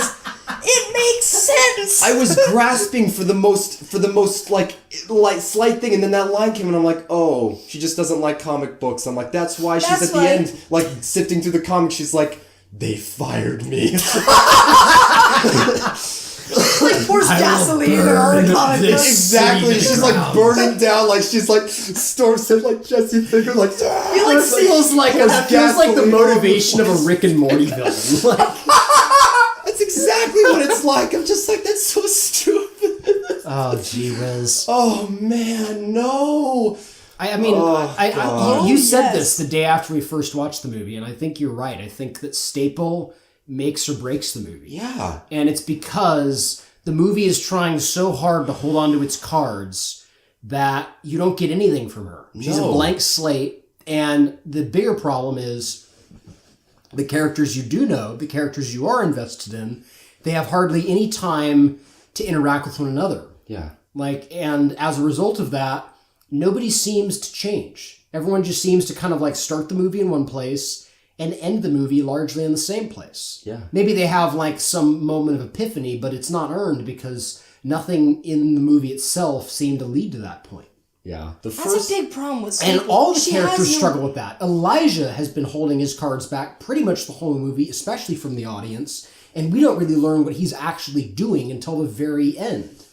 Yeah, that's one of the big problems with Staple. She has no motivations at the beginning. We're confused about why she's so set on this. And at the end, where the twist comes in, that's supposed to, like, explain her motivations. But instead, it doesn't. No. It doesn't explain her motivations at all. Instead, it's like, okay, why is she so devoted to this cause now? Can we get something like that? But no, we don't. What if it would have been more We don't. interesting for them to be like a hive mind or something? Yeah. Like, what if she, like, I don't know, maybe that's too comic booky for even this world, but, like, what if she was, like, a hive mind and, like, she, like, tried to, like, take over people or something? Like, it needed to be something... She's supposed to be the master manipulator, but we don't know why. There needed to be some simple human desire behind it where she believed in her heart she was right. Elijah believed in his heart what he was doing was right. Yeah. David believed in his heart what he was doing was right. Kevin, well, more importantly, the Horde believed that what they were doing to protect Kevin was right. Yeah.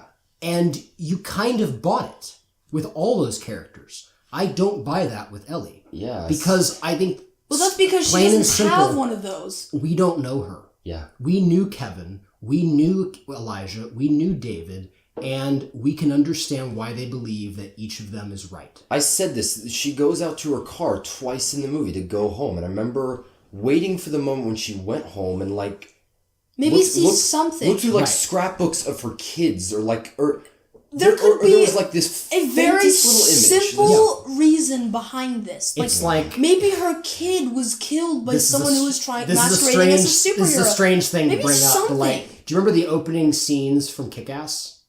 Where I have watched not Kick-Ass. seen that. Okay, the opening scene from Kick-Ass shows this guy. He's dressed up like kind of like a goofy superhero. He's got a cape. He's got a mask. He goes up to the top of this big, tall skyscraper. The music's building. He goes up to the very edge. He jumps off, and he falls to his death.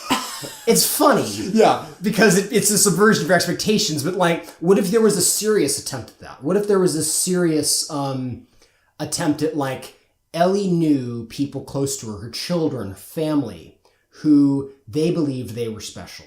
They believed they were powerful. And the world showed them they weren't. Now, you see, that could be something which connects to the cult. Like the cult isn't There could after... be so many isn't after superheroes, explanations. it's There a- could be it's- so many simple explanations Yeah, like that the you could cult- integrate into the story that's already there. Like the Black Clover cult. That could be, like, But people it who aren't don't. after people who are, like, actually super powered. It's just after the idea, hoping to protect people who actually aren't from Yeah. believing there's something greater. Let's felt like M. Night let's ignore Shyamalan the was cult like- aspect. What if these are just well-meaning doctors trying to protect their patients? And they're like, you guys are just like our patients. You're crazy. You need help. You need medicine. Like, let us help you. Stop trying to fight this. Like, they don't have to be an evil organization. No. They can be an evil organization by accident. Like, that's more interesting. Nobody goes into it like, we're going to be the Illuminati, we're going to be this evil organization. What if it is well-meaning people who have suffered themselves, who have people they know who have suffered, and they're trying to protect other people, and they just don't realize, no, these people are real. These are superpowered beings.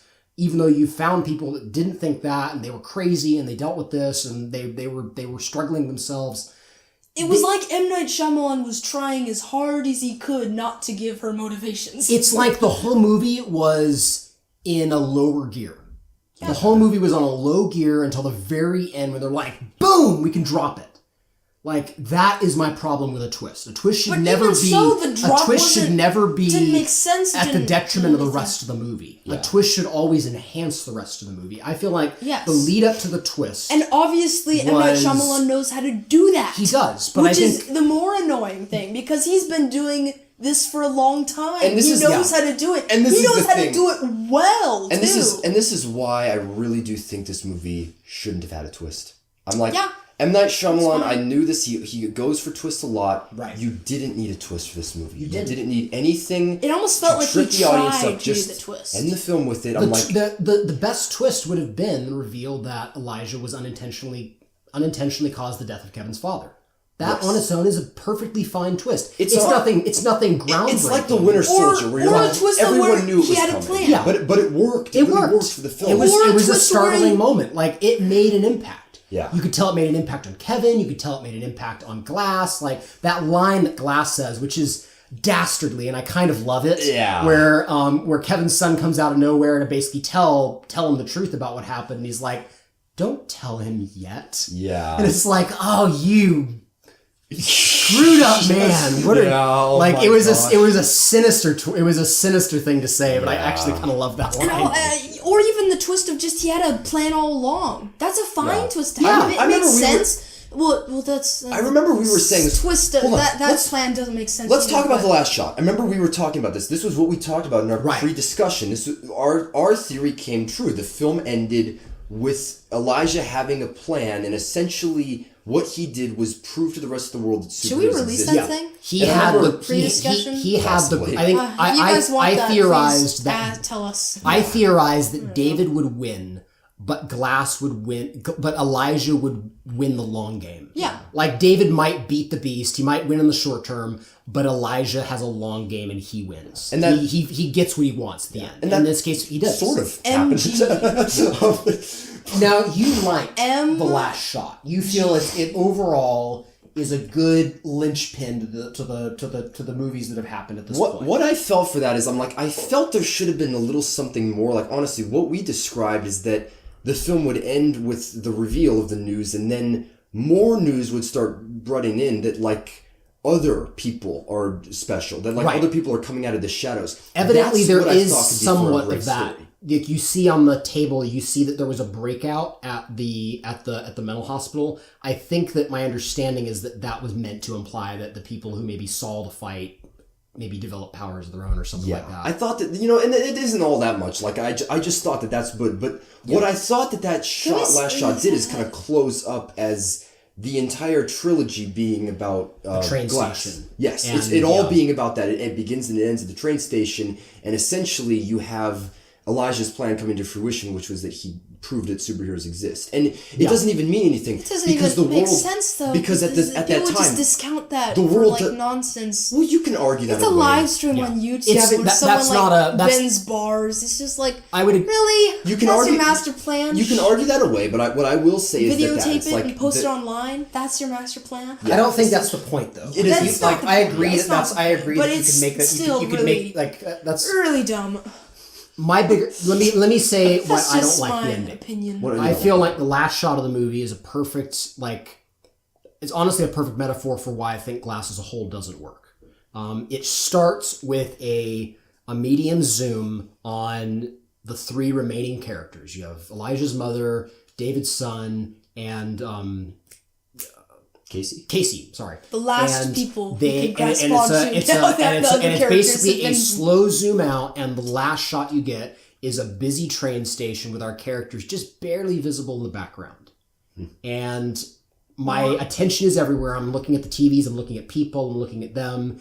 I feel like that's a good summation for how I feel about Glass as a whole. It's our characters are there, but they're surrounded by all this noise as the movie tries to up the stakes and kind of zoom out to show a larger, grander plan and a grander stake for everything. But our characters get lost in that. And you're We supposed lose to the like connection wait a minute, that's isn't been that so what we're valuable to supposed having them in the previous movies. So I And you're I not- agree that it's nice that it's back at the train station. It's nice to have those three people there. It's nice that they were the ones that basically got carried on the legacy. Can carry on the legacy. But I feel on paper, that's better than what was actually in the film. I think It's in the good film, symbolism, it's just but- yet another reminder of why this movie isn't working. It's Yeah, good I agree that the symbolism, shot but isn't you like- need to have it make sense. You need it to like back up your story or whatever. Okay, Whatever. really simple question. Whatever. Why did M. Night Shyamalan kill three key characters? Because reasons. He killed them. In my opinion, or I'm just saying he killed them for a reason. Like, he I did not feel like bring he them killed back them and for just, the end. and just say he wanted to kill the past. I think it was So, intending. he I think wanted- he was intending this to be the definitive finale of his film. If your characters are dead, no more movies. I agree with that. What's so the I line, think "Let that the I think past that die, at kill least it if makes you a statement in have that case. But like I don't know why he decided they all needed to die. I assumed that some of them would die. I agree. I did not expect that all of them would die. Yes. Like, I expected that... I honestly expected that Elijah would die. I think that Elijah dying, maybe Kevin dying... I was shocked when David died. Yeah. But I was extremely shocked when all three died.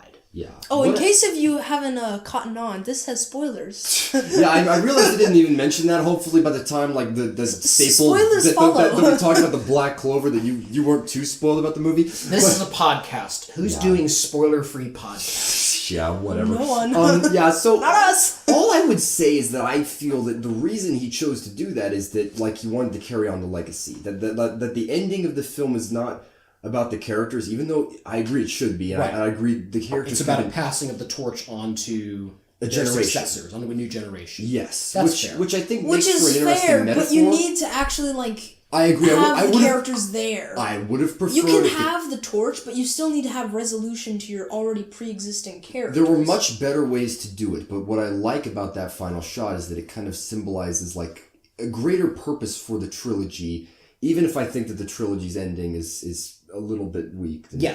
It's A little? is that the world goes on.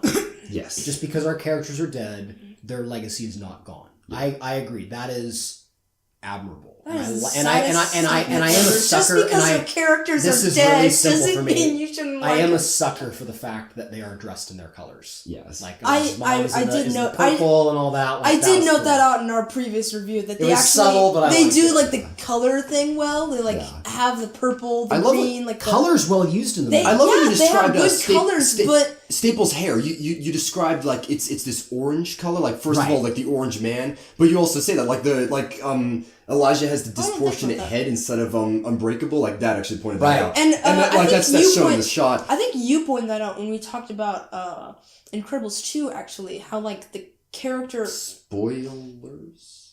I don't care. Incredibles 2. Incredibles 2. It's fine. Spoilers whatever. for Incredibles 2, folks. Like how Go the see it, what's her it's good. name? Whatever her name is, Oh, who has like the disheveled hair. Yeah. Evelyn Decker. Evelyn Decker has the Evelyn, yeah. disheveled hair, which like symbolizes her craziness. And, I like that it's subtle. And then though, we yeah. have Staple, Oh, who also she's- has like the disheveled hair. she's I know Not disheveled, but This is bad. it's just I'm an sorry that odd-looking I'm hair. sorry that I'm putting Incredibles 2 as my example, but it's a good example.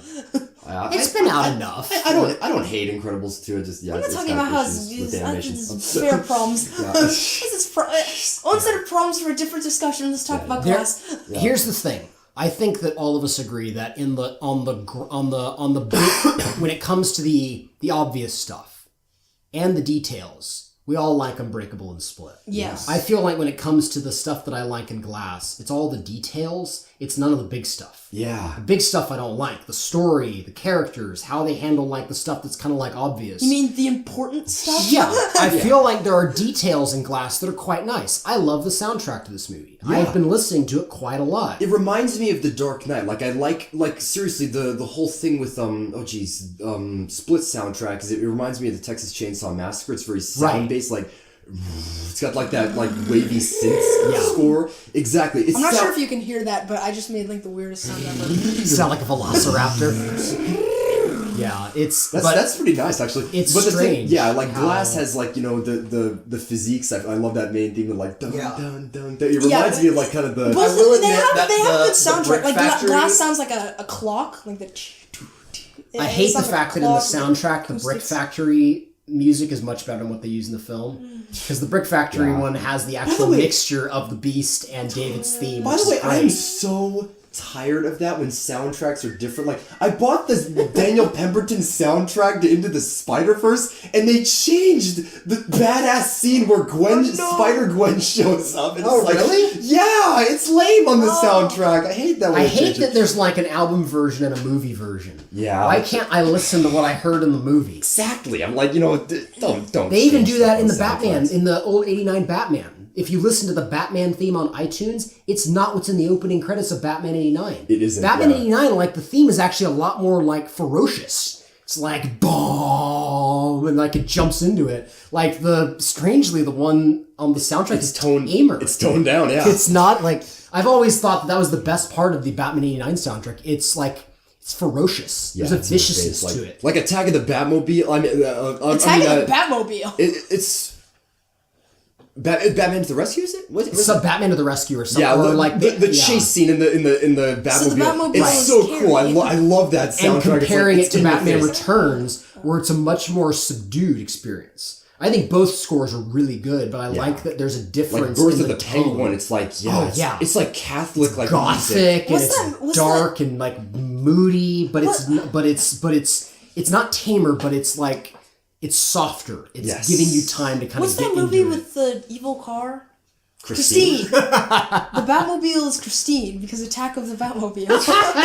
I would totally watch a movie where Christine got integrated into the Batmobile and tried to kill Batman. Yeah, that's would be amazing. That's the versus movie I want to see. Christine. John, wouldn't just think about this. It's like, do you remember that episode of Batman Batmobile. animated series where the Penguin finds out who services Batman's car? What's that? The mechanic. The mechanic. That's a that great episode. episode. Takes over the Batmobile. Like, what if there was like a John Carpenter directed movie where basically Christine took over the Batmobile and tried to kill Batman? Like, I How would did pay we to get see to- that. Oh my gosh. How did we get here? I think we were talking about remember. I don't think we were talking about soundtracks. Like, I think we were talking about the music first for Glass. Like, You see, there's small you see, details. guys, this is why we like try and stay focused on our other. all of a sudden we reviews. get to Christine v. Batmobile. Here, let me just run down like fictions. 5 things that I think are details in Glass I like.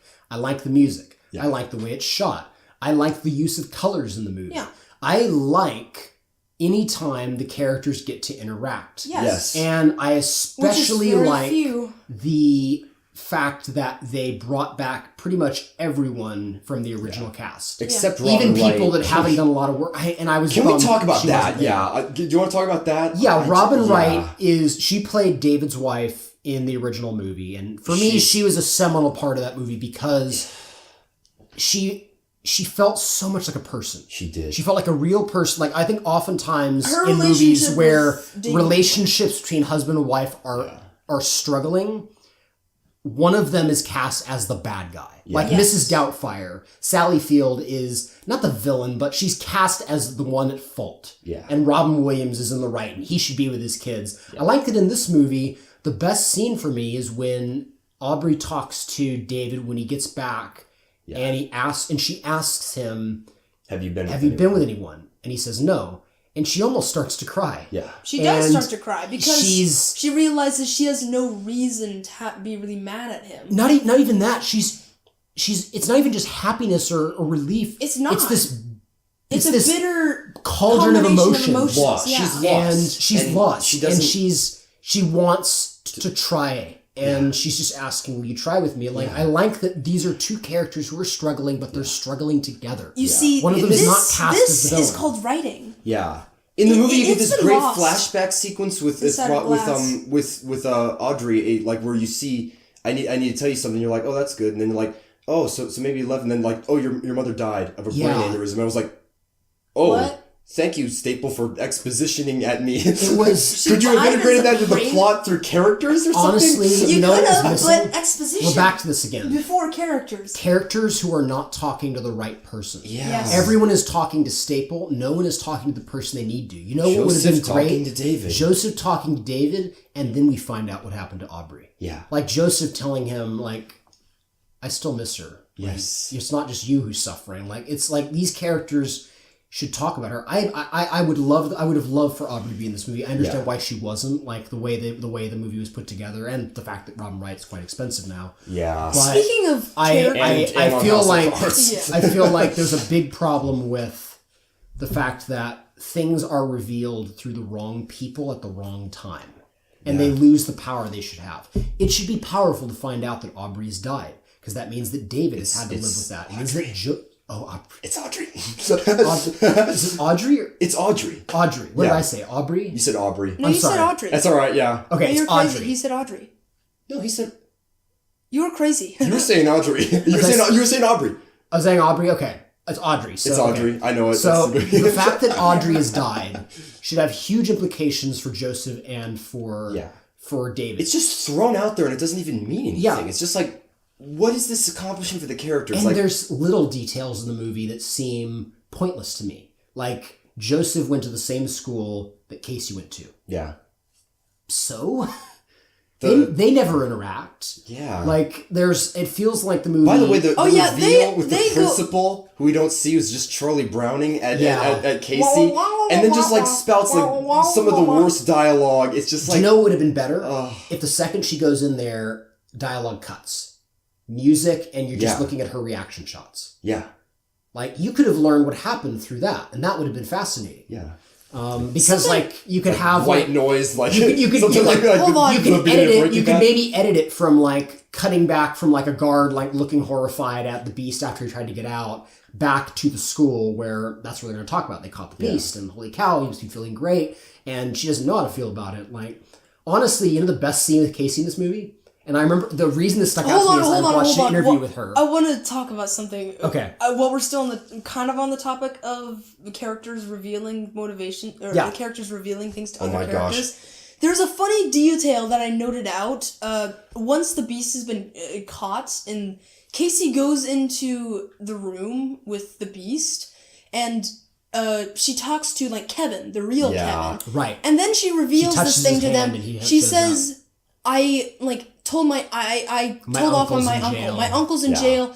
We got him. And all that I could think about is Kevin doesn't know this. The only one who actually knows this is the beast. Kevin doesn't even know her name. Kevin doesn't know her. Kevin doesn't know what. Here's why this doesn't make sense. Wait a minute, why are you revealing this to Kevin? Kevin should be confused, like, who's this? Why? Where's the context behind this? Why are you talking to me? The Beast only knew that Casey had been hurt. He called her pure. Right. She didn't know anything about that. We, as the audience, knew because of all the flashbacks that didn't give us any exposition. We slowly found out about her character, and the film ends on a cliffhanger note with us wondering what's going to happen to her next. So this entire film builds to her character where we learn about her. And there's development there and questions which are left unanswered, which you're not sure. And then all of a sudden, bam, they're gone. You're like, whoa. What? And then it doesn't make any sense either. You're like, this should have been a great moment, but you needed 3 scenes before this to like flesh that out. And you know a problem? The thing that was great about both Unbreakable and Split is they managed to do big revelations without actually saying what happened. Like, it means so much less for Casey to say, my uncle is in jail now, than if they show that. Yeah. She was so good in the first movie. She was. With showing emotions and showing revelations from when we flash back to her childhood. I remember. And see things that we piece together and we know what happened now. And then how they affect her in the present. I think that one of the biggest mistakes they made in this movie is that they explained things that shouldn't have been explained, they should have been shown. She's this very quiet and reserved person in Split. And in this movie... My favorite scene in this movie is when she's walking down the hallway to the principal's office. It reminded me of an interview I read with her where she said that she talked to the costumers and she had choices in picking out her outfits and jewelry. Because she wanted to show, just with how she was dressed, how she was different and how she has basically been changing as a person since the events of Split. Yeah. And I completely and I remember I watched it, I was like, I know who she is. Yeah. You've shown her for about 15 seconds and I know who she is and I know what she is like now as compared to what she was then. Anya Taylor-Joy is good at that. She did that in The Witch. She's someone who is visual. Like it's her behavior, her like body language, which sells more than like her maybe face her can say novels worth without the need to actually verbalize what characters are actually experiencing. I told you guys this and I'll say it again. One of the big things that really frustrates me about this movie is that it's a bunch of adults talking about comic books. Yeah. And that's not been what the other movies have been about. The other movies have been about people dealing with their childhood experiences and the way they view the world in many ways like children do. Elijah views the world the same way he did the day he picked up a comic book. Kevin deals with the world the same way he did when he first developed DID and his mother started to abuse him.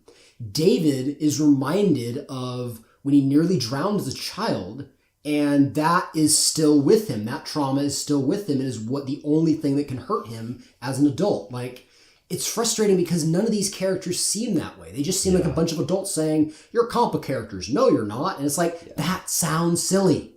Yeah. Like, these movies have trotted around the silly path because they've kept it rooted in this world of childhood. Exactly. It's literally stated in Unbreakable, clear as a bell, it is an exaggeration of the truth. Yeah. This movie feels like an exaggeration of the truth. You talked about or just like exaggeration period. You talked about this movie being about kids. What was missing from Glass is not kids, it's innocence. Yes. Yeah. What should have been in the movie was there should have been some form of childlike innocence. I don't know if it was... Staple could have been innocent. She could have been innocent, and that would have been an interesting perspective. People were bringing that up, that maybe she would be the fragile character who was there, but she isn't. She's just this hardened witch who's just like... Yeah. Like, she's just a bad guy. Yeah. She's not a person. All all these characters are people. If she was someone who is compassionate for her patients, or sought to understand them, or wanted them to be cured, if she'd had motivation as a character. Unfortunately, the way her character is written now, you have the sacrifices, you can't learn anything about her. If you learn anything about her, the game is up. Yeah. We know what's going on. If you would basically have to rework her character from the ground up to make her interesting. Which, by the way, is a clear sign of redrafting your script. And this feels in many ways like you should draft redraft 2 your or script. 3. Yeah. Like, we're not at the final yet. It's 3 years. This feels like... He should have taken a few more years. This feels like he just made the first copy and just was like, this is it. Oh, come on. Gavin, there's so much more on display than that. Like, it's not like a hodgepodge. I'm not saying it's a hodgepodge, but I'm saying it feels rough. It's incomplete. Like the whole thing we just talked about with Kevin, that's a mess. That's like, what in the world is that? Yeah. But, like...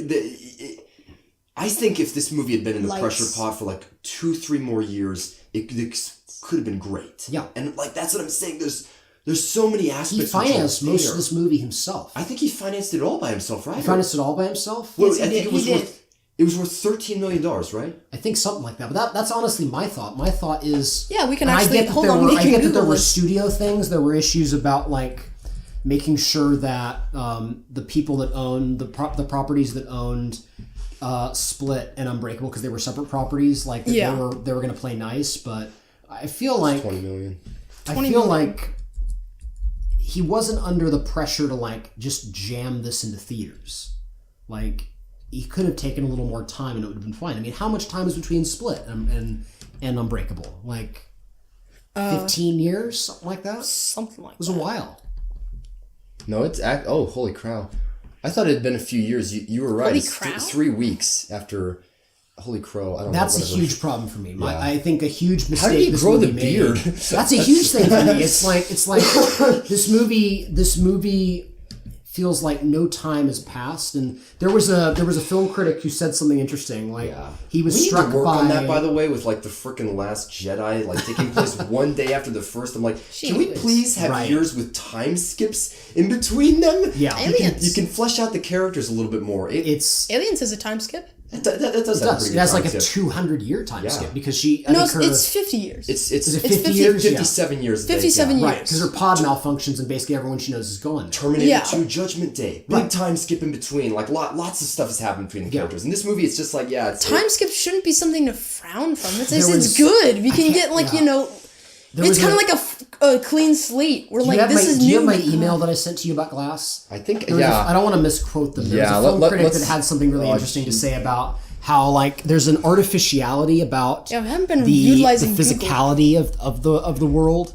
Yeah. And I don't want to get it wrong. Let me see if we can find it here. It was Glass Podcast. Yeah, it might be. It was the most recent one I sent you. I've sent you so many. Yeah, you. I was like, holy cow! You went into.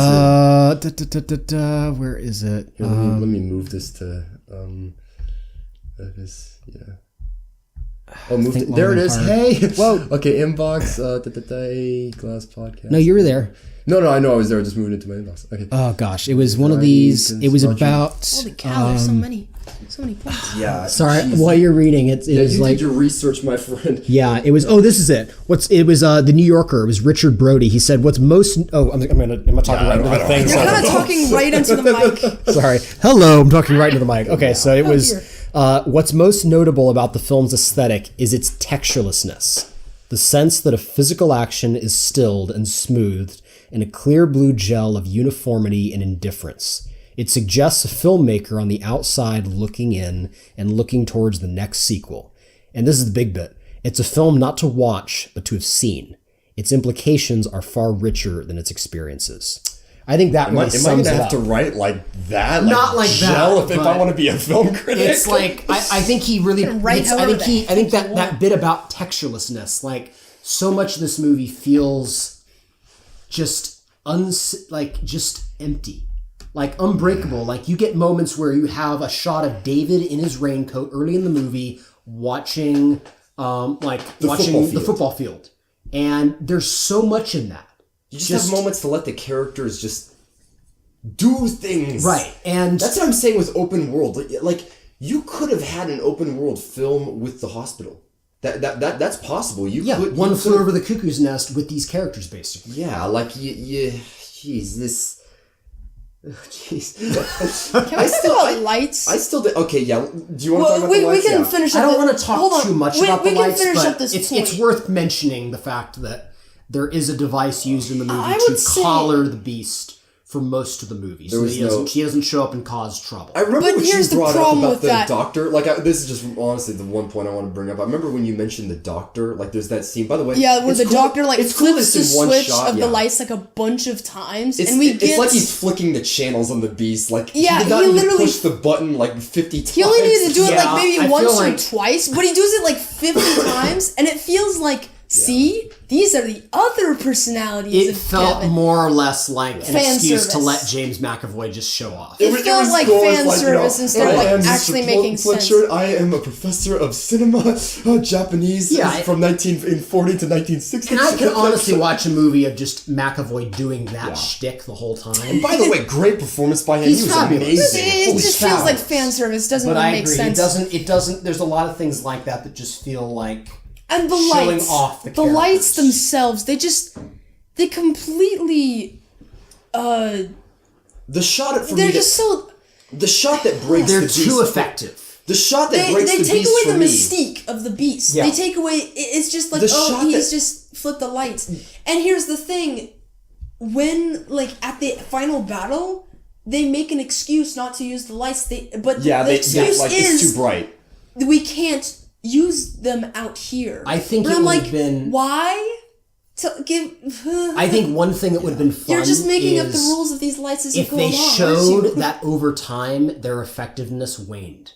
Like the beast became kind of like how animals, like if you shock them with an electric prod, over time you have to up the voltage because they get used to it. Or if you tranquilize someone, they develop an immunity over time. Yeah, that'd have been interesting because by the end of it, lights don't work anymore. Yeah, he's immune.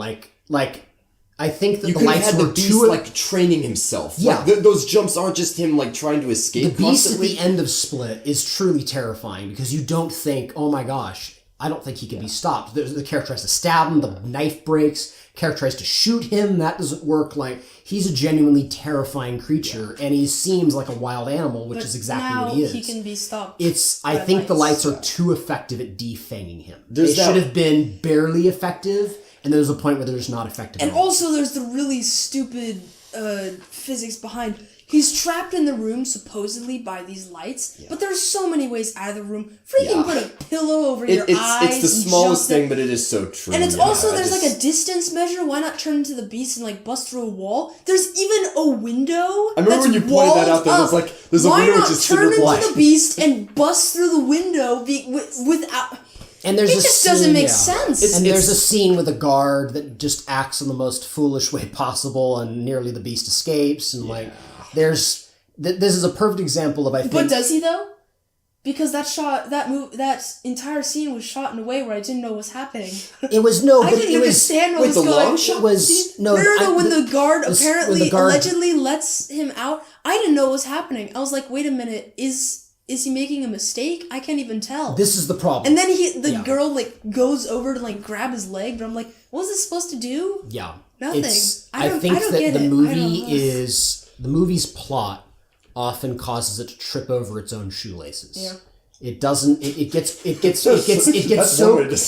so caught up trying to have this well thought out interesting plot but then you skip over the stuff with the characters that ultimately is going to be your story. Like Unbreakable is not a movie about a guy that gets into a train accident, goes to a church, talks to a guy in a comic book shop, and then does all this different stuff. Like plot is A happens, B happens, C happens. You need that for a story to function. Yeah. If Unbreakable really were an origin story movie, like David would have accepted that he was a superhero at the end of the first act, and then the rest would be him masquerading. But the whole movie is an exploration of character. Film ends it's like showing why. Yeah, there is no final showdown. There is no final showdown. There is a battle, and then you find out there's been a betrayal. Yeah. And that's how the movie ends. It ends without the third act of the film. Like it's a superhero film, which is just the first and the second act of a comic book. Yep. But it's not incomplete. It still tells a complete story. Absolutely. Yeah. This is what I've always said. Is actually, and I want to talk about this. I want to do an analysis review on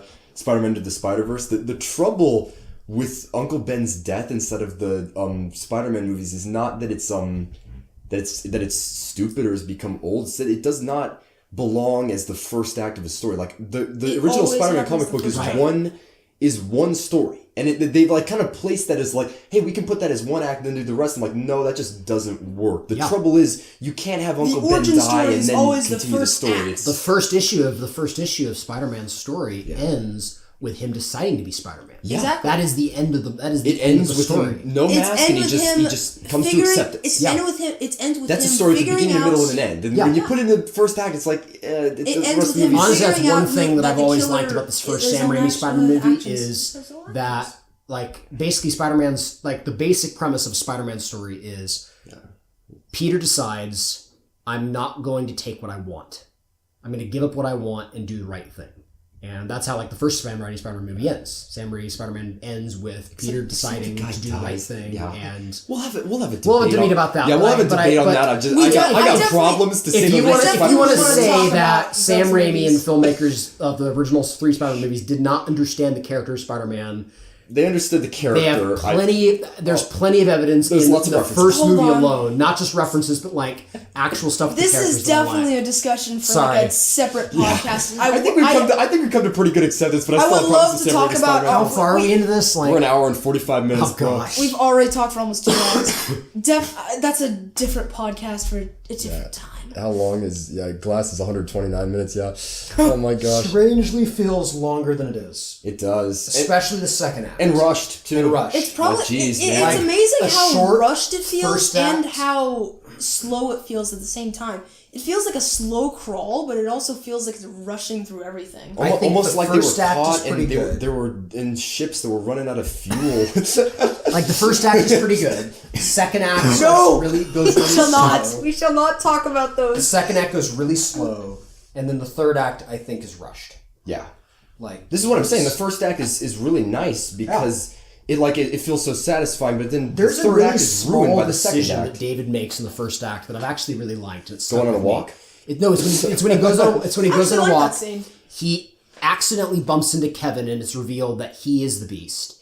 And he's talking to his son on the radio, and he's trying to figure out where the girls are being held. His son says, probably in a brick factory, go this way. It's the opposite direction as where Kevin's going. And you see a moment where where David decides to go save the girls instead of going after the bad guy. Yeah. Like that's very much something I imagine David would do. Yeah. David will go towards saving a life than fighting the villain. And again, good cinematic language with a scene which has no dialogue, but you understand his decision where he's just looking at Hedwig walking down the street. Yeah, it's show don't tell. You don't need.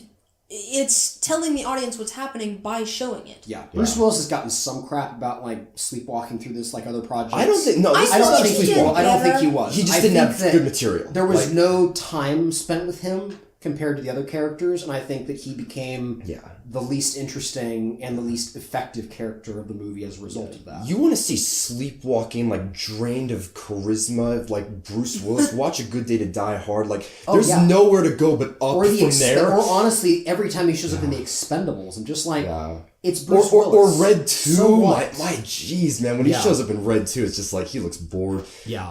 So like, where are the Krispy Kreme donuts? I'm looking offset. I don't see Krispy Kreme donuts. I have a funny that is the most perfect way to describe Bruce Willis now. I wanted to say this. Bruce Willis gives the best performance since Looper. I couldn't say that though. Damn it, he did not. He didn't give the best of parts. I actually have a funny story about Red 2. I was like, recently I was looking around in a couple of my jackets, and I reached into a pocket of one, like an interior pocket, and I found like this old disheveled movie stub for Red 2, and I was like, how long has this been in here? That was the first movie I was able like, to I've go to been the movie carrying theater Red with 2 you in for. my jacket for a long time. That was Actually held on to that. That was the first And movie. I have it on a corkboard over in my room. I don't know if you remember, that was the first movie I saw with you in the theater. Like, I where do remember that. Yeah, like where nice. Mom dropped us off. Yeah, That I was, was I was the like first 14. movie that we watched. Isn't that when the best Mom thing in the dropped us world? off. Like, that was me and Chase. That was me and Chase when we were young. I think we were like, I don't know, 12 or something like that, maybe younger, and we went to see Iron Man. That was the first movie our parents Oh, let us nice! see. And it was amazing. You saw Iron Man Oh in man, theaters? you saw got, Iron Man you in got the theaters. good experiences. You saw the Dark Knight opening night. I'm like, You saw Dark Knight opening Yeah. night? Heck yeah. Screw you. I saw Rises with you. That was fun. Maybe not.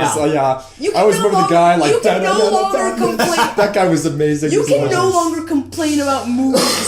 You have seen The Dark Knight in theaters Oh my opening gosh. night. I try my best. I honestly, the older I That's some get, good the experiences. older I get, the more I try not to complain about movies. And as Yeah. much as Glass really got under my skin, I don't want to complain about the movie. There's a lot that the movie I think is good at.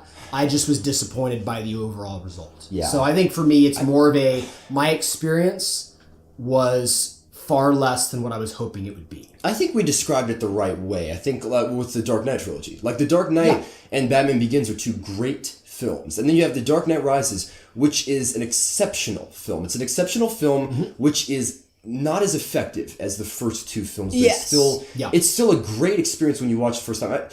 We just mentioned it. We watched that opening night. That movie was amazing Absolutely. the first time. I remember when we watched that, we drove away from the theater so happy. It was so mind-blowing. Really, a great experience. Yeah. But when you... The first Batman movie to attempt to end the Batman story. And I remember when you were talking in the car, you said, Ed, like you'd read that people are gonna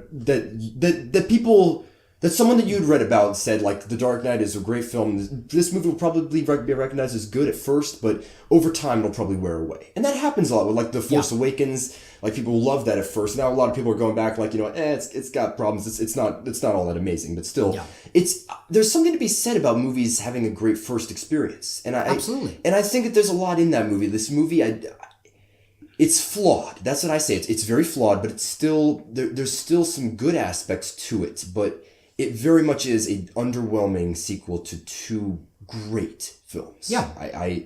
And that's all what I'd three say. of us got to share opening night to see this movie. Yeah. And it was a blast. We stayed up for like 90 minutes after the movie was over, just chatting away about all the stuff we liked or didn't like about the movie. Like, this Right movie before we were about to wake up was an really early on a experience. trip. Whether you liked it, whether you didn't like it, Yeah. the movie had an impact on us, and it was a great experience to watch together. Yeah, it has like it has like a 37% of Rotten Tomatoes. I'm like, that does not justify how much there is to draw from the film. There's how much still there a is to lot of talk good about stuff in the film. Like, movie. yeah, there's a discussion to be had. That's why we've been talking for an hour and 54 minutes.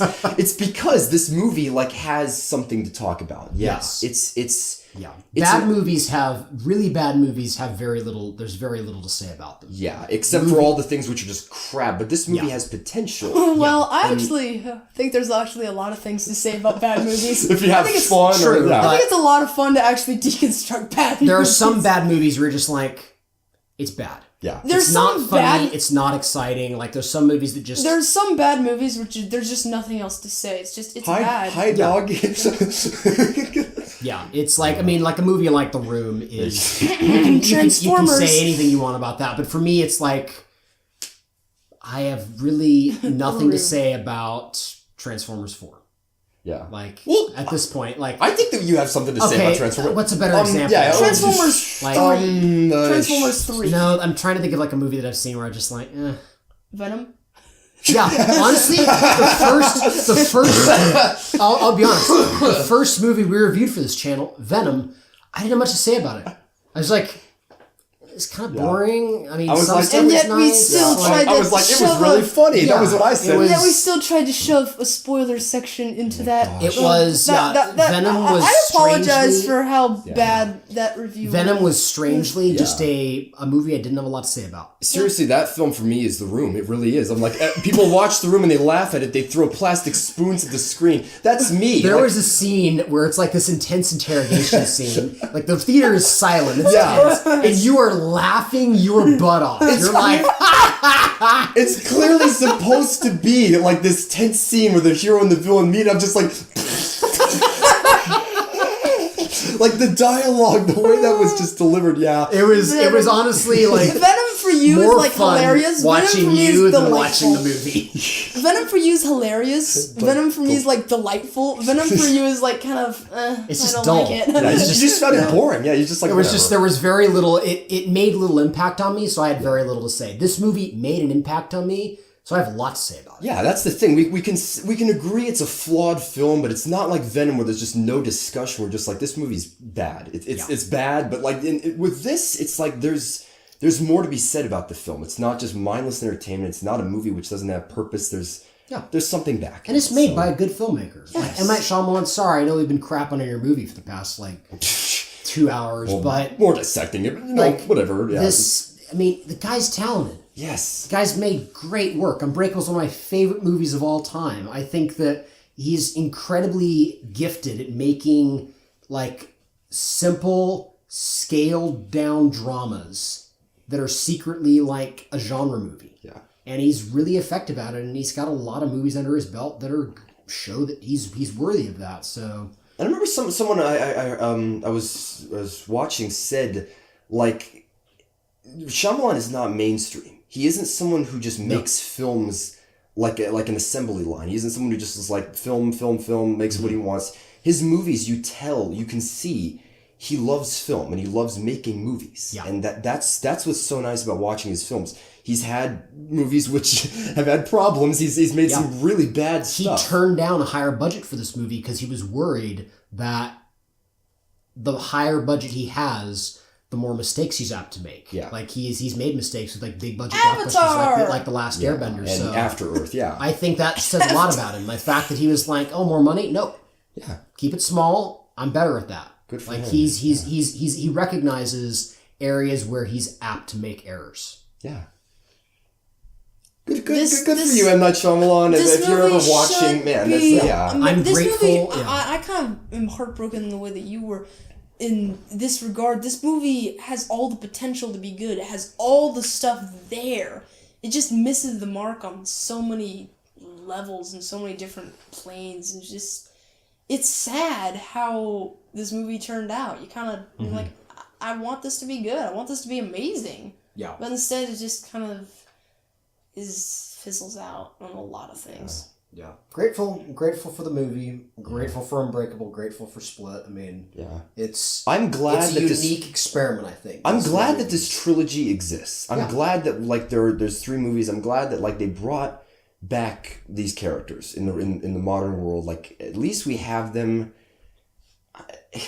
I'm relatively happy. I'm like, this is a flawed film, but I'm glad that there's a trilogy like this that's out there. So, yeah.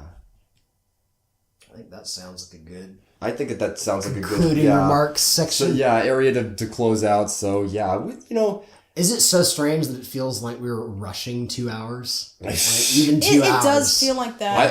if the audio wasn't actually here, we would probably go on more rabbit holes. Yeah. It'd get ridiculous. I mean, we talked about a lot. This is a pretty good taste of how it is just to hang out with us. Yeah. You're just like... Rambling on and for so long, just like this and that. All of a sudden, we bring in Batman v Superman. Oh, good night. Then we turn into Christine Batmobile. Yeah. That, honestly, that was amazing. Christine is v Batmobile. something I want to see fan art of. Oh my gosh! I'm going yeah. to make that. Right that Right man, after- the right after hood, this, You have I'm to have going to the. make You have to this. have her grill and her headlights and just the Oh my Batmobile God. built If we around that. ever make a Twitter for 3 Bows Movie Reviews, I'm posting it on that friggin' Twitter. I'm making this fan art now. That was a creepy book when I read it. I read Stephen King's Christine, and the funny thing is, the movie's actually a little more. It's different, yeah. It's a little more blatant. Yeah. What's going on?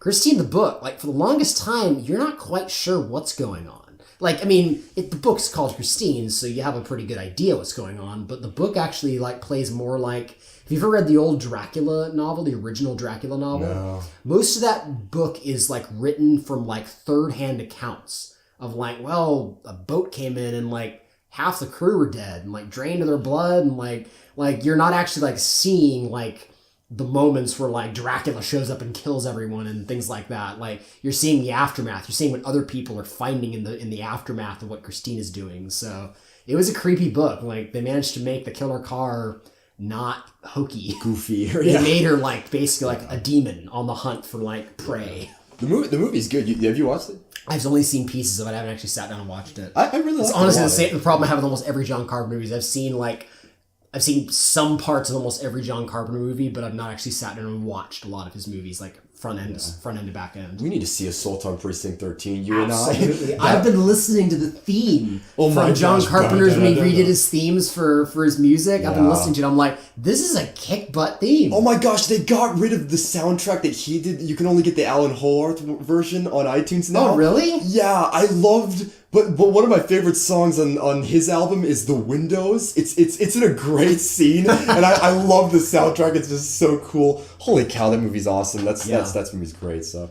yeah. Anyone else have anything else they want to desperately want to say about Glass at the moment? I think we kind of covered it. I think I'm we covered I'm actually everything, pretty yeah. happy with everything we covered. We covered all the think things. we and- have. Yeah. So. Like, I mean, we all I think we all, like, took away certain things. Yeah. Like, I mean, I think Gavin, you were really talking a lot about, like, a lot of the just little things that were annoying. Like, I think for me, it was like themes that were from the previous movies just weren't there in this movie. Mine was and the then structure. you were Yeah. like, structure's off, this is off. So I think it's cool that there was a whole bunch of different things that we I covered. think we were kind of we all had like very separate takes. Yeah.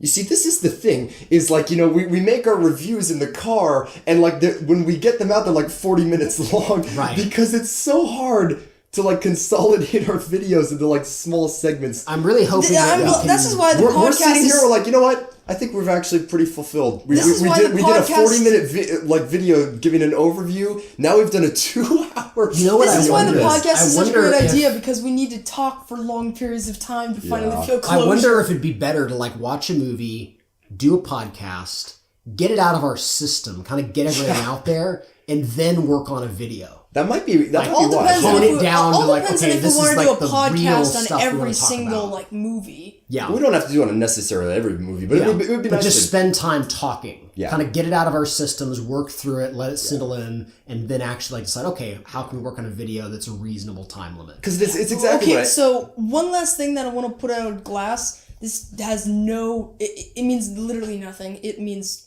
literally nothing. Bring it on. But I said it in like the middle of the podcast. I said MG once Oh, yeah. or twice. I said it twice in a row. If you're confused on that, Mr. Glass has a costume, Oh yeah. and it has this little golden MG where like the collar. It's like a tie is. pin. It's like a Yeah. tie pin. It's a little MG like Mr. Glass, and it's like golden. It has diamonds on it. It is the dumbest thing in the world. I'm going to be honest with you. I have did- never seen anything so pointless and stupid in my life. I'm gonna That go- is awful. I'm gonna be Why put the MG there? I mean, I know he's like a comic book guy, but he's not that. He's not literally like. a super villain. He's not a super villain. He's already- not literally I remember- so self. Whatever. I'm gonna be honest I just with you, kind of that I- means next to nothing. I just wanted to put that out there in case anyone was confused at the time that It's I started alright. I talking remember- about MG. I'm gonna be honest with you. When I saw that for the first time, I didn't understand. I literally thought that was relates to a company. I was like, "Hey, did he shop for his clothes at this place?" And then I realized after, I'm like, "Oh, Yeah. like that's dumb." I remember after we got out of the theater, Oh. I think it was either the first time or the second time, you commented to me, I feel like that is something that the real Mr. Glass would laugh at. yes. Like if he's like explaining a villain to a character, like that it's like drawn in one of his like in one of his museum like portraits, he's like, And the villains have the tendency to like be egomaniacs and like draw their names on stuff. Like That's like classic villain, like to have the belt with like the big belt buckle which Right. has their insignia on it's like it. that time the Joker made his own utility belt because he was jealous of Batman's utility That belt. had my like gosh, the bloody that's like right. Joker face on it. That was so funny. I agree. Like there's I find delight in that comic. there's though. some That was a stuff. great There's comic. some very like comic booky stuff that Glass does in this movie. It's like you're smarter than this. Like you're savvy enough to not act the way that some people do. And it's yeah, as I've said before, it's supposed to be like the truth, not the I exaggeration. liked of the truth. his clothes because Yeah. they were very clearly inspired I by liked the purple how he on was it, yeah. dressed at the end of Unbreakable, where that's about as close as you get to like his evil costume. It's like more leather. It's like, But it's more leather. It's very subdued. Like It's a subdued purple. It's not like literally like a spandex purple you costume. notice it more when he drops the fact that he's been secretly committing bombings to determine who's actually a superhero and who's not. Like you don't really notice it as like a piece of clothing until he actually reveals that. Yeah. Like How did he Yeah. get that costume? Get rid of the MG. and I mean we're kind of delving into CinemaSins territory, so I don't want to get into It's the not that necessarily much. Like, CinemaSins. It's just You literally it's a said it. stupid Yeah. detail. It's just it's a something dumb which- detail, but it's there, and what are you gonna do about it? I'm really gonna go pick on CinemaSins. I am bummed about the fact that like I mean just a small detail, but man, it sucks that basically like that tumble he took in Unbreakable, he's basically been confined to a wheelchair for 20 years since then. Yeah. I did think Like, about that's that. a bummer. I remember thinking about that. Like what? Like Because does what that else mean- would have caused him, unless the hospital staff, who we clearly identify have been abusive to him, like unless they were like basically like hurting him and keeping him from being able to. Oh, heal. that scene with the flashlight? Oh, that was sucked. a good scene. Yeah, I think If one thing that I will definitely praise in this movie, they kept the fear of the Yeah. brittle bones there. Yeah. That Both was times. that was definitely there. I was every like, time it was great threatened job. or happened, Yeah. I was like, Yeah, the like- shoulder when that happened, just it's just the like, shoulder on the beast. Yeah. When the beast just punches him, and you just feel all. you the actually bones hear what sounds breaking. like a window breaking when he just belts him right in the sternum.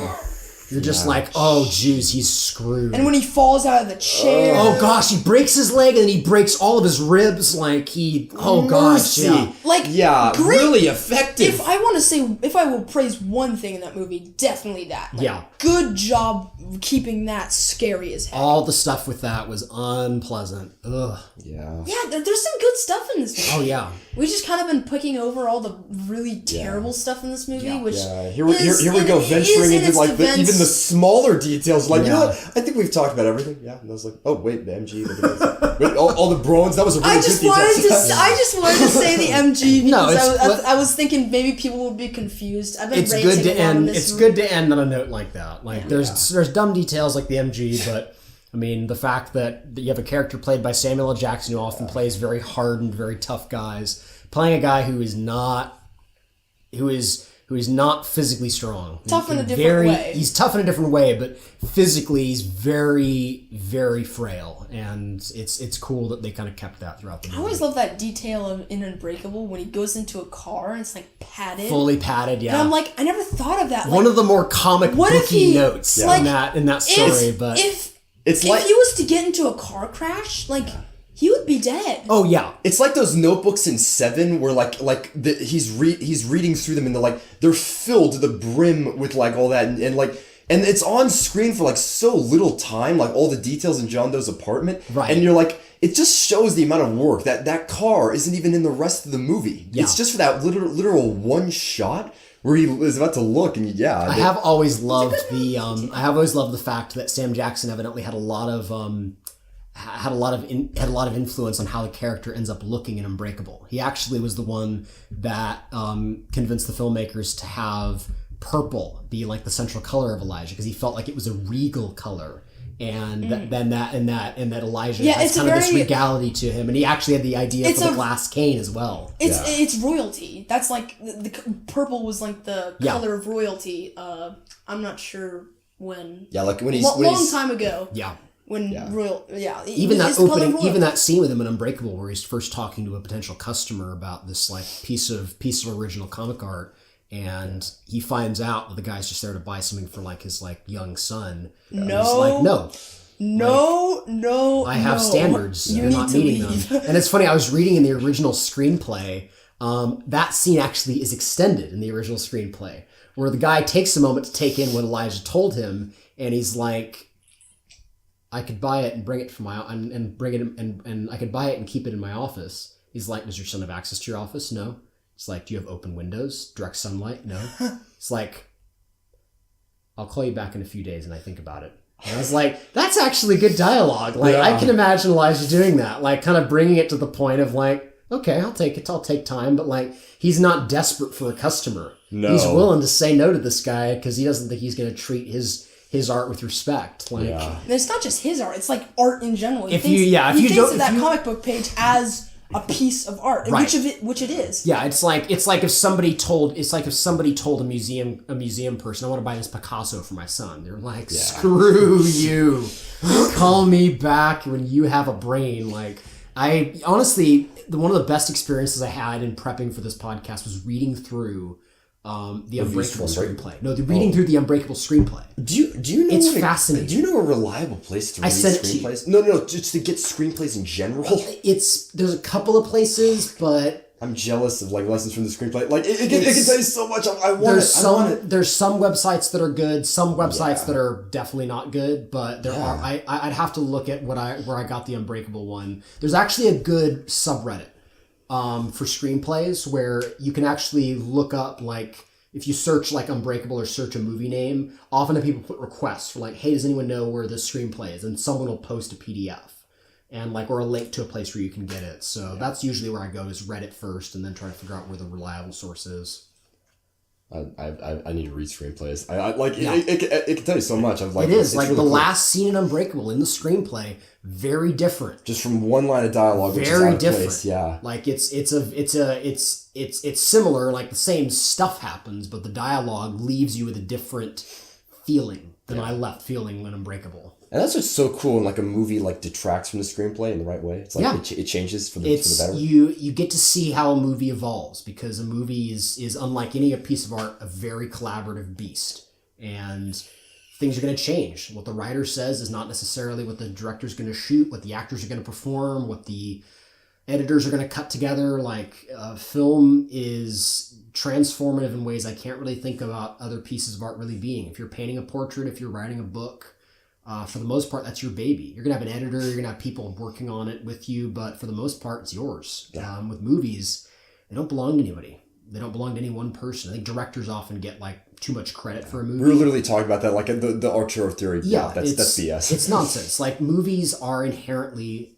require the work of hundreds, if not thousands, of people sometimes. Like when you stay at the end of a Marvel movie and you see all those credits, every single person that's in those credits got a paycheck for this movie. Yeah. Like, they were working on it and they got paid. And that's crazy to think about. Yeah. All right, I think that's about it. We're Yeah, good? I think we should probably close out. We're now longer than the movie. Like we just crossed the runtime. We could have done a so yeah. commentary. Exactly. So yeah, like if you just watch, you Can we can do watch that? it and How does the I think how does the copyright work on that? I think that Because I know a couple YouTubers have most done that, people, what but- they do is they watch the movie, but they use like screenshots or like use they use screenshots. Like you can't play the entire movie. You can't play the audio in while you're filming it. They can't be in the background of what you're doing because that audio is copyrighted. So I think they somehow filter it out so that they're watching it. They might even watch it on pause. I think a lot of people do with that. Subtitles. They play it on mute. Yeah, with the sub. Yeah. That probably is the best way to do it. Most people who are doing commentaries have seen it, so it's not like, oh, what happens? I need the music. Exactly. Yeah. If you want to do that later on. What a movie. What on earth? Oh, we have an alarm going off.